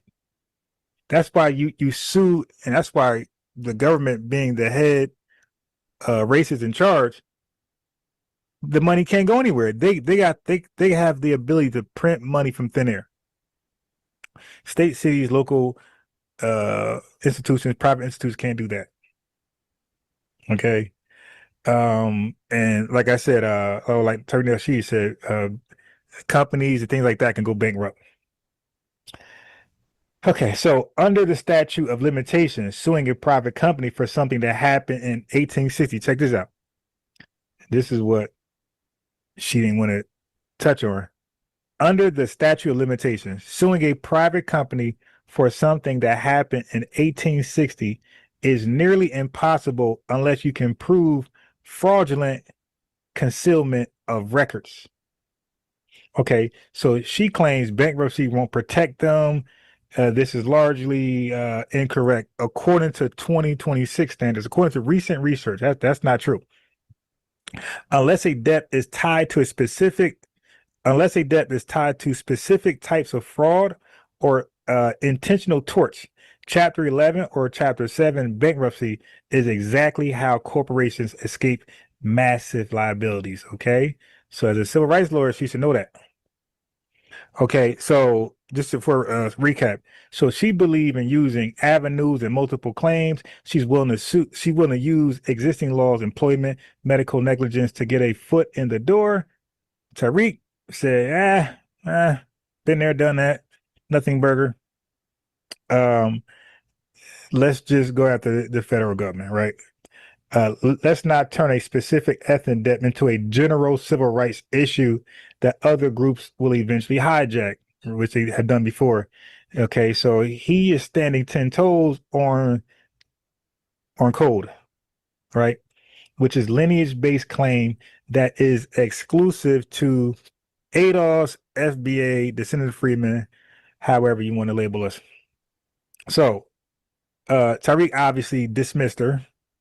It sounded like a demo rat, a Kamala in the DNC, which stands for Democratic National Committee. Okay. And why did he do that? You could say that's ad hominems, but it wasn't. Okay. Because she was speaking the language of integration and reform. She said, we crush that gang injunction. So bring everybody in so they can benefit. Okay. So the overall FBA view, right? We reject that, obviously. Our stance is exclusionary. I said that for over a year. No, we're not inclusive. We're exclusive like everybody else. When the Japanese got their reparations, it was exclusionary. When Jewish people got their reparations, exclusionary. When some Native American tribes got some type of something, it was exclusionary. We get our stuff, it's exclusionary. Okay, so that just simply means reparations should only be for our specific lineage of American slavery, and strategies that help everyone are viewed as nothing burgers. The attorney was operating from a 1960s civil rights playbook. Tariq Nasheed was correct when he pointed that out. Okay, so use any law available, employment, torts to get justice, even if it opens the door for others. No, ma'am. No, ma'am. We're closing that door. So we're talking from, she's talking from 1960 language. We're talking from 2020 language, right? The 2020s, all right, which is the lineage playbook, not the civil rights playbook. We're operating from the lineage playbook, okay? We're going to protect our specific inheritance of our group. Okay, we're not going to use strategies that allow other groups to piggyback on our suffering. No, no, no, no, no, no. Now, the link is there. You guys can join. Don't be long-winded. Don't try to make the show about you. Say what you got to say. You dig? Introduce yourself and say what you got to say.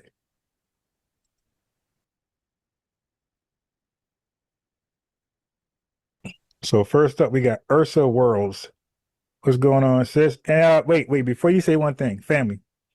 As I told you before, I tell you all the time, our spaces, FBA spaces, are heavily, you got to mute your background, Ursa. Okay, sorry. Yeah. So as I said before, our spaces, FBA spaces, are heavily shadow banned because we talk a lot of political stuff. You dig a lot of history, a lot of Black history. So, you know, a lot of our channels are, especially if we got some type of influence, we got some type of emotion. A lot of our channels are shadow banned. That just means that when we go live, you don't get a notification, right? Most of y'all don't get one. You just happen to see somebody's live. So the way to get around that is to like the video, right? You're already here, but the other subscriber didn't get the notification bell because they'll be here. So what you got to do is what you should do is hit the like.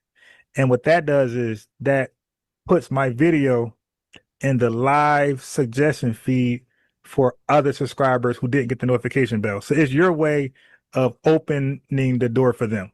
So you're here, allow them to come here. Click that like button.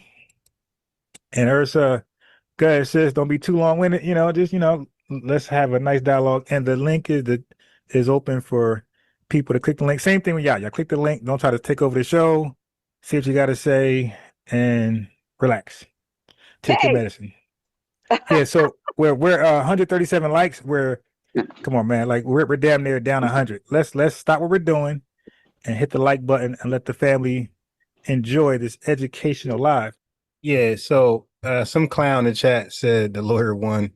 All right, that's why you got to watch the show. She didn't win. She was trying to finesse us to a nothing burger claim where everybody benefits, and we're used as the Nigerian tether. Remember the Kenyan tether that the Russians had marched in front of them? They used them as a can opener. Remember that phraseology? That's how she was trying to use us. She was trying to use Black Americans, foundational Black Americans, as a can opener. Okay. Tariq was too smart for that. A lot smarter than a tether who, let me play that story again. Okay, let me point to how she was trying to use us as a can opener. What is a can opener? Hey, yo, they done messed up. That is the new terminology for a tether, can opener. And when they ask what that is, I'm going to clip this too. The new terminology for a tether is can openers. Like, get your can opener ass up out of here. I ain't no can opener. Okay. The Soviet Union, we call them tethers. The Soviet Union called them can openers, which is way worse. A Russian speaker hurled racist insults at the man, saying he is being used as a can opener to breach an enemy bunker. I didn't see it. It is so traumatizing. Francis is my son. For those of you in Africa, in Nigeria, that want to come and join the Russian army, it's very, very easy and very good. No stress. This Ghanaian man posts dance videos and brags about how much money he makes. My salary go feed your father, go feed your mother, go feed your family for like 2 years, 3 years. My salary. They offer Africans sign-on bonuses of $13,000, salaries up to $3,500 a month, and Russian citizenship after a year. They are lying to people. The money that they tell people they pay, that is not true. To a new CNN investigation, rosy promises are being made to African men to lure them into fighting for Russia. Several African governments are acknowledging the scale of this growing problem. This includes Botswana, Uganda, South Africa, and Kenya. Larry Madowo got rare access to the story. He joins us live now from Nairobi, Kenya. So a lot of these men are being essentially promised that they're going to get civilian jobs, that they're going to be paid super high wages, but instead they're being duped to go and fight in Ukraine on behalf of Russia. Larry, what more do we know here? Zain, I've been speaking to more than a dozen African men fighting for Russia in Ukraine right now, and they tell harrowing tales. Nearly every African I've spoken to currently fighting for Russia tells me they're desperate to leave because they have met conditions that are inhumane, sometimes racism from their Russian commanders. They are being sent to the front lines with little to no training, and they're getting killed in large numbers by drones, by missiles. Every single day is danger. And if they survive that, some Russian commanders call them used condoms and other unsavory names in the middle of this war. A lot of these African men were desperate for jobs, and they were promised civilian jobs such as cleaners or drivers or security guards. But they say when they got to Russia, They were forced into the military. They signed contracts in Russian they didn't understand with no translation or lawyers present, and they were quickly pushed to the front lines. And in some cases, when many of their colleagues die, they've seen their bodies rot on the front lines for weeks, sometimes even months. And even when they complete their service, many of them have not been allowed to leave. I want to warn you here that the story begins with a horrific video. What is your name? Francis. This disturbing video appears to show an African recruit in the Russian army with a land. Yeah, I know he ain't called them used condoms. That's crazy, yo. That's crazy. Yo, they're gonna show they're gonna show a Kenyan man with a landmine across his chest. Look how the Soviet Union treat these guys. And they're worried about our spaces. You need to go holler at your boy Ibrahim Traore. Why he sell y'all out to the Russians to be can openers and use condoms for their military. The story begins with a horrific video. What is your name? Francis. This disturbing video appears to show an African recruit in the Russian army with a landmine strapped to his chest. He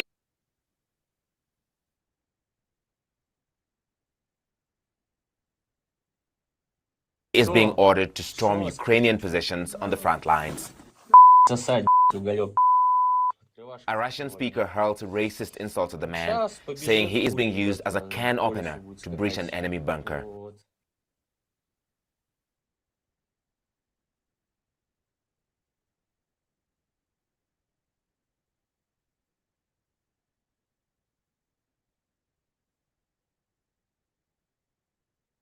To the man, saying he is being used as a can opener to breach an enemy bunker. I didn't see it. It is so traumatizing. Francis is my son. Yeah. Y'all want to be petty? Okay. A can opener. Okay, let me do a thumbnail right now. That's for my next live. Next slide. Can opener.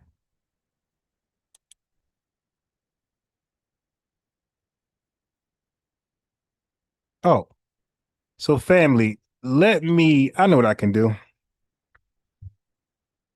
Let's talk about 1526, right? So let's do this.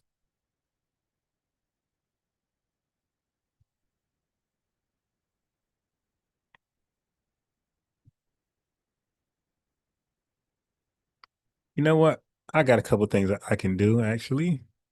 So this is Tariq's Nasheed website. This is one website out of so many that are dedicated to the lineage. There's no official, authentic, one and only FBA website. There's plenty of them. As long as they line up with our talking points, and that's it. That's all that matters. Okay. So in the beginning of FBA history, this is the history, according to Tariq Nasheed, a lot of us agree with this. Foundational Black Americans, FBA, are the proud descendants of the Black men and women who endured and survived one of the greatest atrocities in human history, American slavery. Their terminology is clear. It didn't say the proud descendants of somebody on Mars. Okay, or somebody of Africa, of Nigeria, Kenya, Zimbabwe, proud descendants of people in America going through American slavery. These resilient ancestors built the United States from the ground up, laying the foundation for the nation's economic, political, and cultural development. However, the rich history of FBA did not begin in 1619 with the arrival of enslaved Black people in Virginia, right? So earlier, I played the intro. The intro was representing the lineage, right? Showing how so many people were saying they're not African, they're FBA. And guess what? None of them, or they were saying they're Black American, none of them acknowledges at that time Tariq Nasheed as their leader, as nothing like that. So family, I showed you in 1989, we were embracing Black American over African. We always done that. It doesn't make Smart a leader. That's a tether shaming tactic. Floyd Mayweather. You had Morgan Freeman. You had who else? You had Trick Daddy. You had Cameron. Whack 100. I got to throw him in there. There's audio Whack 100 standing on FBA business like, yo, African, what? Hell no. You know, Raven Simone standing on FBA business. Smokey Robinson standing on FBA business. None of them acknowledge Tariq Nasheed as a leader. So that's just a shaming, taxing point. Everybody said, they all said they're not African. They're Black American. So, you know, once you say that, you know, putting the Wheezy F baby in front is not going to be an issue or a problem at all. That's what Tethers I'm mad at. So let me drop a bomb for Smokey Robinson, Raven Simone, Floyd Mayweather, Morgan Freeman, Trick Daddy, all of them acknowledging their lineage over an African American new term that was plotted to be placed on top of us to trick us out of our spot. Let's get a bomb for that. Okay, so what I want to talk about right now is Lucas Vasquez de Ayllón. Okay, Tariq Nasheed talks about him on his website, right? 1526 Spanish colonizer. All right. You had a lot of Pan-Africans try to attack 1526 for whatever agenda, for whatever reason. Okay, so you know what? Let me see. So Daily is distracting. I see. Let me see. Daily is distracting. We got a $10 super chat. Did I read that? I'm for us, right? Yeah, no, you are, because I gave you the link to click Daily.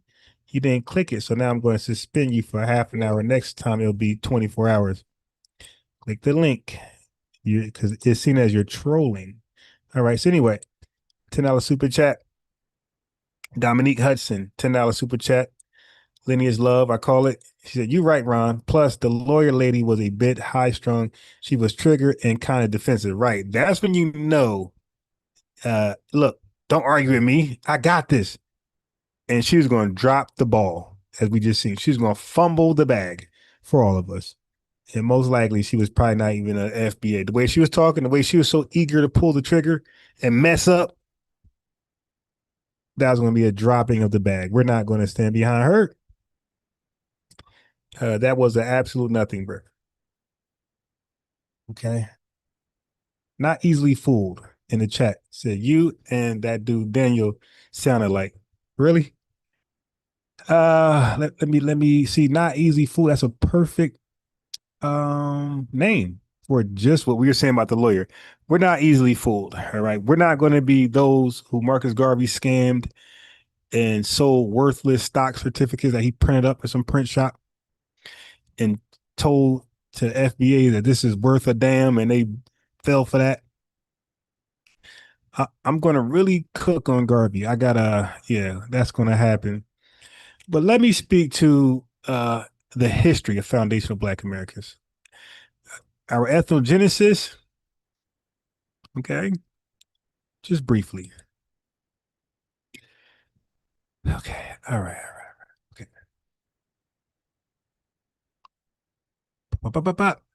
So basically in 1526, Spanish colonizer Lucas Vasquez de Ayllón led one of the earliest European settlement attempts in what is now the southern eastern United States. His expedition included enslaved Africans, some of whom revolted against their captors, an event widely recognized as the earliest documented slave rebellion in what would become the United States. So why are we thanking other places? This is oh no, Haiti did it. Oh no. We inspired Haiti and everybody else. This is 1526. The rebellion, along with disease and leadership failure, contributed to the collapse of the colony, forcing the surviving Spaniards to retreat to the Caribbean. While the long-term fate of the Africans involved remains unclear, This event stands as an early example of African resistance on American soil. However, the distinct ethnogenesis of foundational Black Americans emerges primarily later. So a little bit started at that time, but the bulk of it started a little later. Under English colonial rule and U.S. law through chattel slavery, racial caste system, and centuries of nation building under oppression. Okay. From agriculture and infrastructure to music, politics, and social movements, Black Americans, we force a unique identity shaped by resilience, creativity, and an ongoing struggle for justice, making us a foundational people in the construction of the United States. Okay, so the Africans that were discarded, there's speculation that they most likely sought residence with the natives of the land, the Aboriginal people of the land, the indigenous people of the land. And things like marriage happens, you dig, mixing, intermixing, admixture, things like that happens. There's no way to say it did for a fact or it did it. Okay. So anyway, that is what we know. All right. Let's see what else we got over here. All right.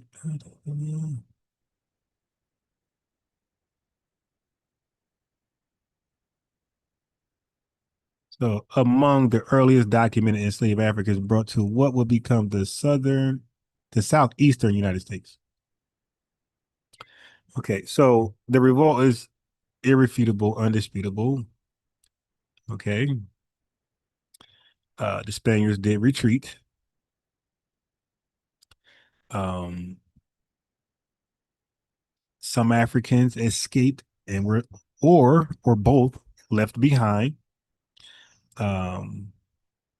There is credible evidence of early African native interaction in the Southeast, later seen clearly among Seminoles, Gullah Geechee, etc. Okay. Now, were there in large numbers? No. Okay.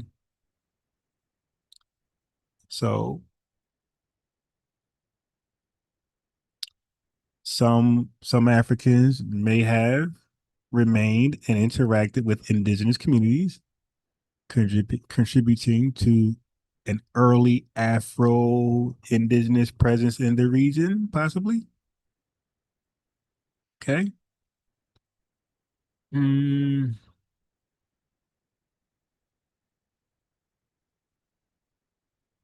So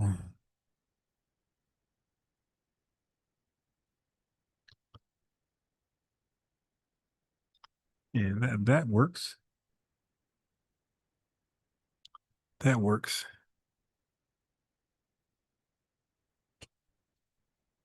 That definitely works. Yeah, so if anybody's being timed out or deleted in the chat and you think you're being targeted, you need to call in anyway. Right? Because you probably are trolling. The link is there. Why not say it to the host?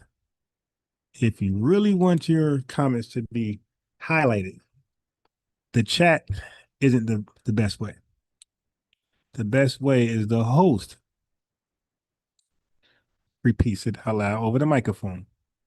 That's what we call it trolling when you when anybody avoids that. Okay. So you guys hear me speak of when Tethers and white supremacists say, "Oh, you niggas are on welfare. Oh, you niggas don't have anything." A lot of recent Tethers would say, "You don't own homes." I was on an FBA TikTok. Matter of fact, I'm gonna save this one for later when I go on TikTok. So let me show you guys this. Because I found out how to go on TikTok live. I did a quick test run last night. All right, so let me do this. I don't know nothing else. I don't know how to add nobody. I don't even know how to work the damn thing. I just know how to go live. All right, so let me do this for y'all though. I'm like really eager to try it out. 1 second.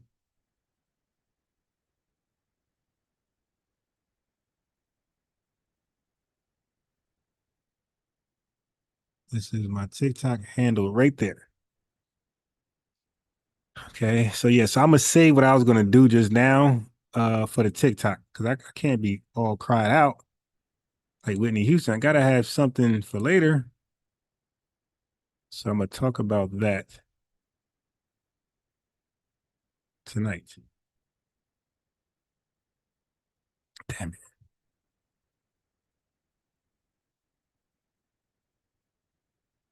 Okay, there we are.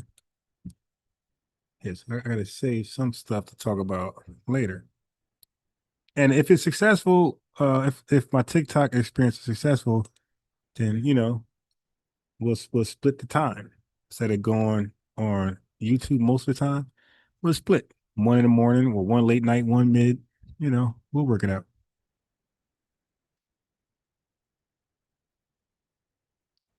Yes, but I do want to talk about. I do want to give rebuttals that I gave before. Okay, I do want to give rebuttals. So I do want to give rebuttals for the arguments that, oh, look, you don't own homes and there's no wealth and all that type of stuff. I want to explain the process, which is irrefutable. It's historically documented. So I'll do that on TikTok. All right. I got it in a well formatted way that you guys will appreciate. Now the Freedmen's Bureau, you know about that? 1865, 1872, 7 years, and we got so many $1 million in 7 years. That's something a tether and a white supremacist can't explain away. Okay. That period in history is the most important hidden archive for the lineage, Foundation Black Americans, because it was the government agency that created it after the Civil War to help our former enslaved ancestors to transition to freedom. Okay. And check this out. Because it was a government agency, they kept detailed records of people who had no other legal paperwork. This is where we can find the names of our ancestors who were never listed in a census before 1870. So I'm going to talk about that too. I'm going to talk about how to find your lineage, because not everybody can trace their lineage back to 1870. So that Freedmen Bureau is a way. All right. So we're going to talk about that. For those who are struggling to find themselves in the 1870 census, there are other ways to document your lineage. I think that is that's gonna be a dope live. All right, so let me not belabor too much. Let me check out, family. This was a dope live. Shout out to y'all. Foundation Black Americans was oh, I almost got the damn can opener. Yeah, so Foundation Black Americans, we were given another large platform, ABC News. That got the Tethers. Oh my God, they are mad as hell. Okay, hold on.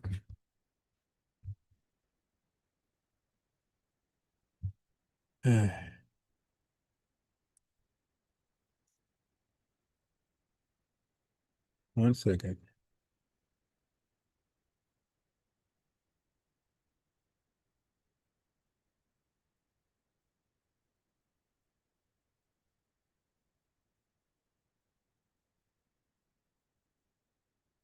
One second. Yeah, why am I starving? I might have to order some food before I get too late. I think I might do a pizza. Yeah, I'm gonna do a pizza. Let me see. Hmm.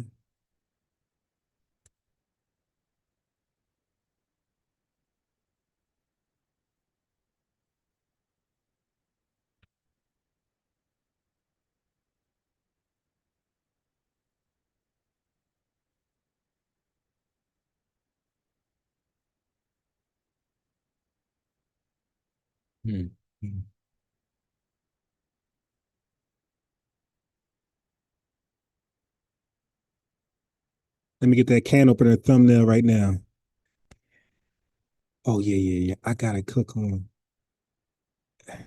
I gotta address Dr. Ruxpin. And he's welcome to join.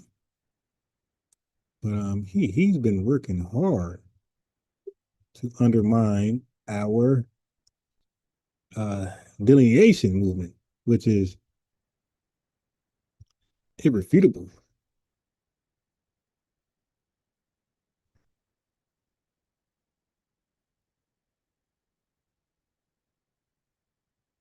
But again, as you can see, way back in the 1920s, the goal was to mislead us with some type of credentials, whether it's doctored or legitimate. Back in the day, 1920, you got Marcus Garvey, who had some photocopied stocks, some bull crap, and he photocopied a brochure to mislead us and steal money from the lineage. And you had the foreigners from India that will print out fake diplomas. You got Tethers now coming to America with fake diplomas, and you have those FBAs who are traders of the lineage who go to school and get diplomas, not high school, college degrees, doctors, masters, and they do that, and especially in the woke spaces, quote unquote, when they come into the woke spaces with those degrees, most often than not, they are a traitor to the lineage. Okay, and they will go against our delineation movement. They will go against reparations. And I don't know what that's about. Okay, cool.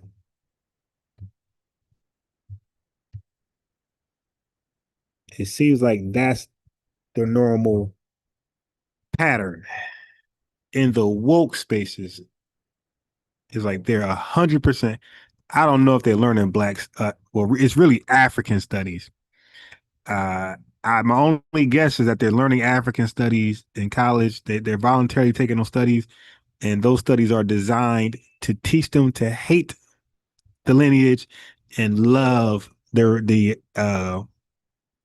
religion of Africa. And the religion of Africa is a satanic religion.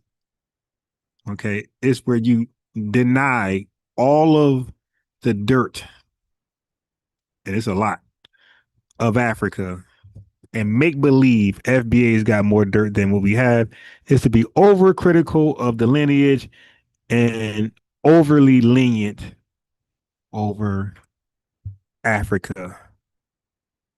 It's a satanic religion to worship Africa as though it's some special place that's desired, right? Where people just gotta go and covet. Now, there's nothing wrong with any FBA person traveling the world going whatever they want. You can take yourself to London, Australia, Poland, Africa. That's your right. Okay, we're not going to shame any FBA person going to Africa. We never said don't go to Africa. Some of us, like myself, said I'm not going. But who knows? Maybe 10 years I changed my mind. Oh, I'm biased. You said you would not ever go to Africa. Shut up. Shut up. Okay, so are y'all ready for the can opener image? All right, hold on. Are y'all ready for the can opener? Right now, this is petty. They ain't gonna get it. All right. Let me show you guys the can opener.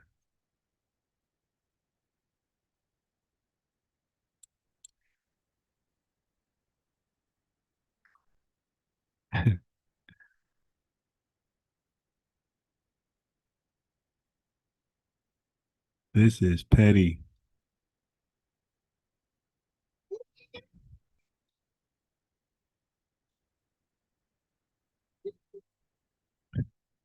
Yeah, I'm over here chuckling looking at it. Yeah, want to see the can opener? They give apprenticeship to the profane to become upright for their degree of influence. Hence, an initiation nowhere above nations. We make them, and obviously not arbitrary. Happy Black History Month. Oh, of course. Salute, Buckhorse. Egypt, England, and Ireland, hence the towers where the bells and chapel of monks and priests, it guilds and orders that rule the world as always good or bad or indifferent. Queen of the Nile. Elijah Muhammad said, we North American U.S. FBA freedmen are the original man of this planet, the Asiatic black man to make it on the cream of planet Earth, God of the universe. To me, that's more in tune with us being Aboriginal, indigenous, black, Amerindians. Yeah, Elijah Muhammad was definitely on that. I can tell you that right now. Dominique, peace to you. Dominique Hudson, Donnie C. Williams, I see you out there. Daily TV, yeah, you got to sit down. Taya Carter, Luke Fort Mac. I'm going to do a quick lineage roll call, then I'm going to show you that can opener, all right? The thumbnail of the can opener. A warning is petty. Fresh always in the building. Raquel Ribbon.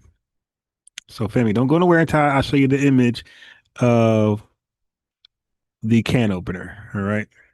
Adi Head, peace to you. Maneuver right. Peace. Create your own land. Why not build our own land, our own resources? Yeah, they call them use condom. That was crazy. Queen Nurse. Those roosters in the background get me. 713 Phenom Houston. Gip Eastwood. Uncensored Truth. Okay, so once I show you the Salik Bay, 1999. Almost forgot about you, brother. I caught it. Okay, so here is the can opener. Okay. Like I said, warning, warning is petty.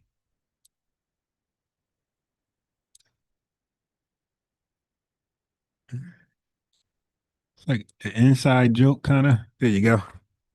Yeah, the can opener got the Kwanzaa fit. He got the Kwanzaa drip, the can opener. That's gonna be the new thumbnail for the next live. Yeah. I gotta cook on Dr. Ruxpin. I might do the Garvey live tomorrow morning. Yeah, I gotta cook on his foolishness. All right, so family, tap in with me. I gotta eat. I'm starving. I gotta eat. Tap in with me. I don't know, about 10:30, 11. I'm gonna cook on Dr. Ruxpin. All right, that's the can opener. That's the can opener thumbnail. Okay. Yeah, my man had a landmine across his damn chest. That's like some movie stuff, yo. He had that on for real, for real. All right, so there you go. That's the can opener. Yeah, then like around like I could go live. I'm gonna say I see people share their screen from their TikTok account. Like, how do you got TikTok experts out here? I'm zero knowledge on TikTok. I can't even find the request button to request to come on the panel or the stage, wherever they call it. I can't even find that button. You know I'm trash. All right, so hopefully, I got some things to talk about on I want to keep. Let me see. We'll talk about that. We'll talk about a few things on the TikTok live. Okay. Yeah. I'm out of here, family. Peace. Love you guys. Like, subscribe.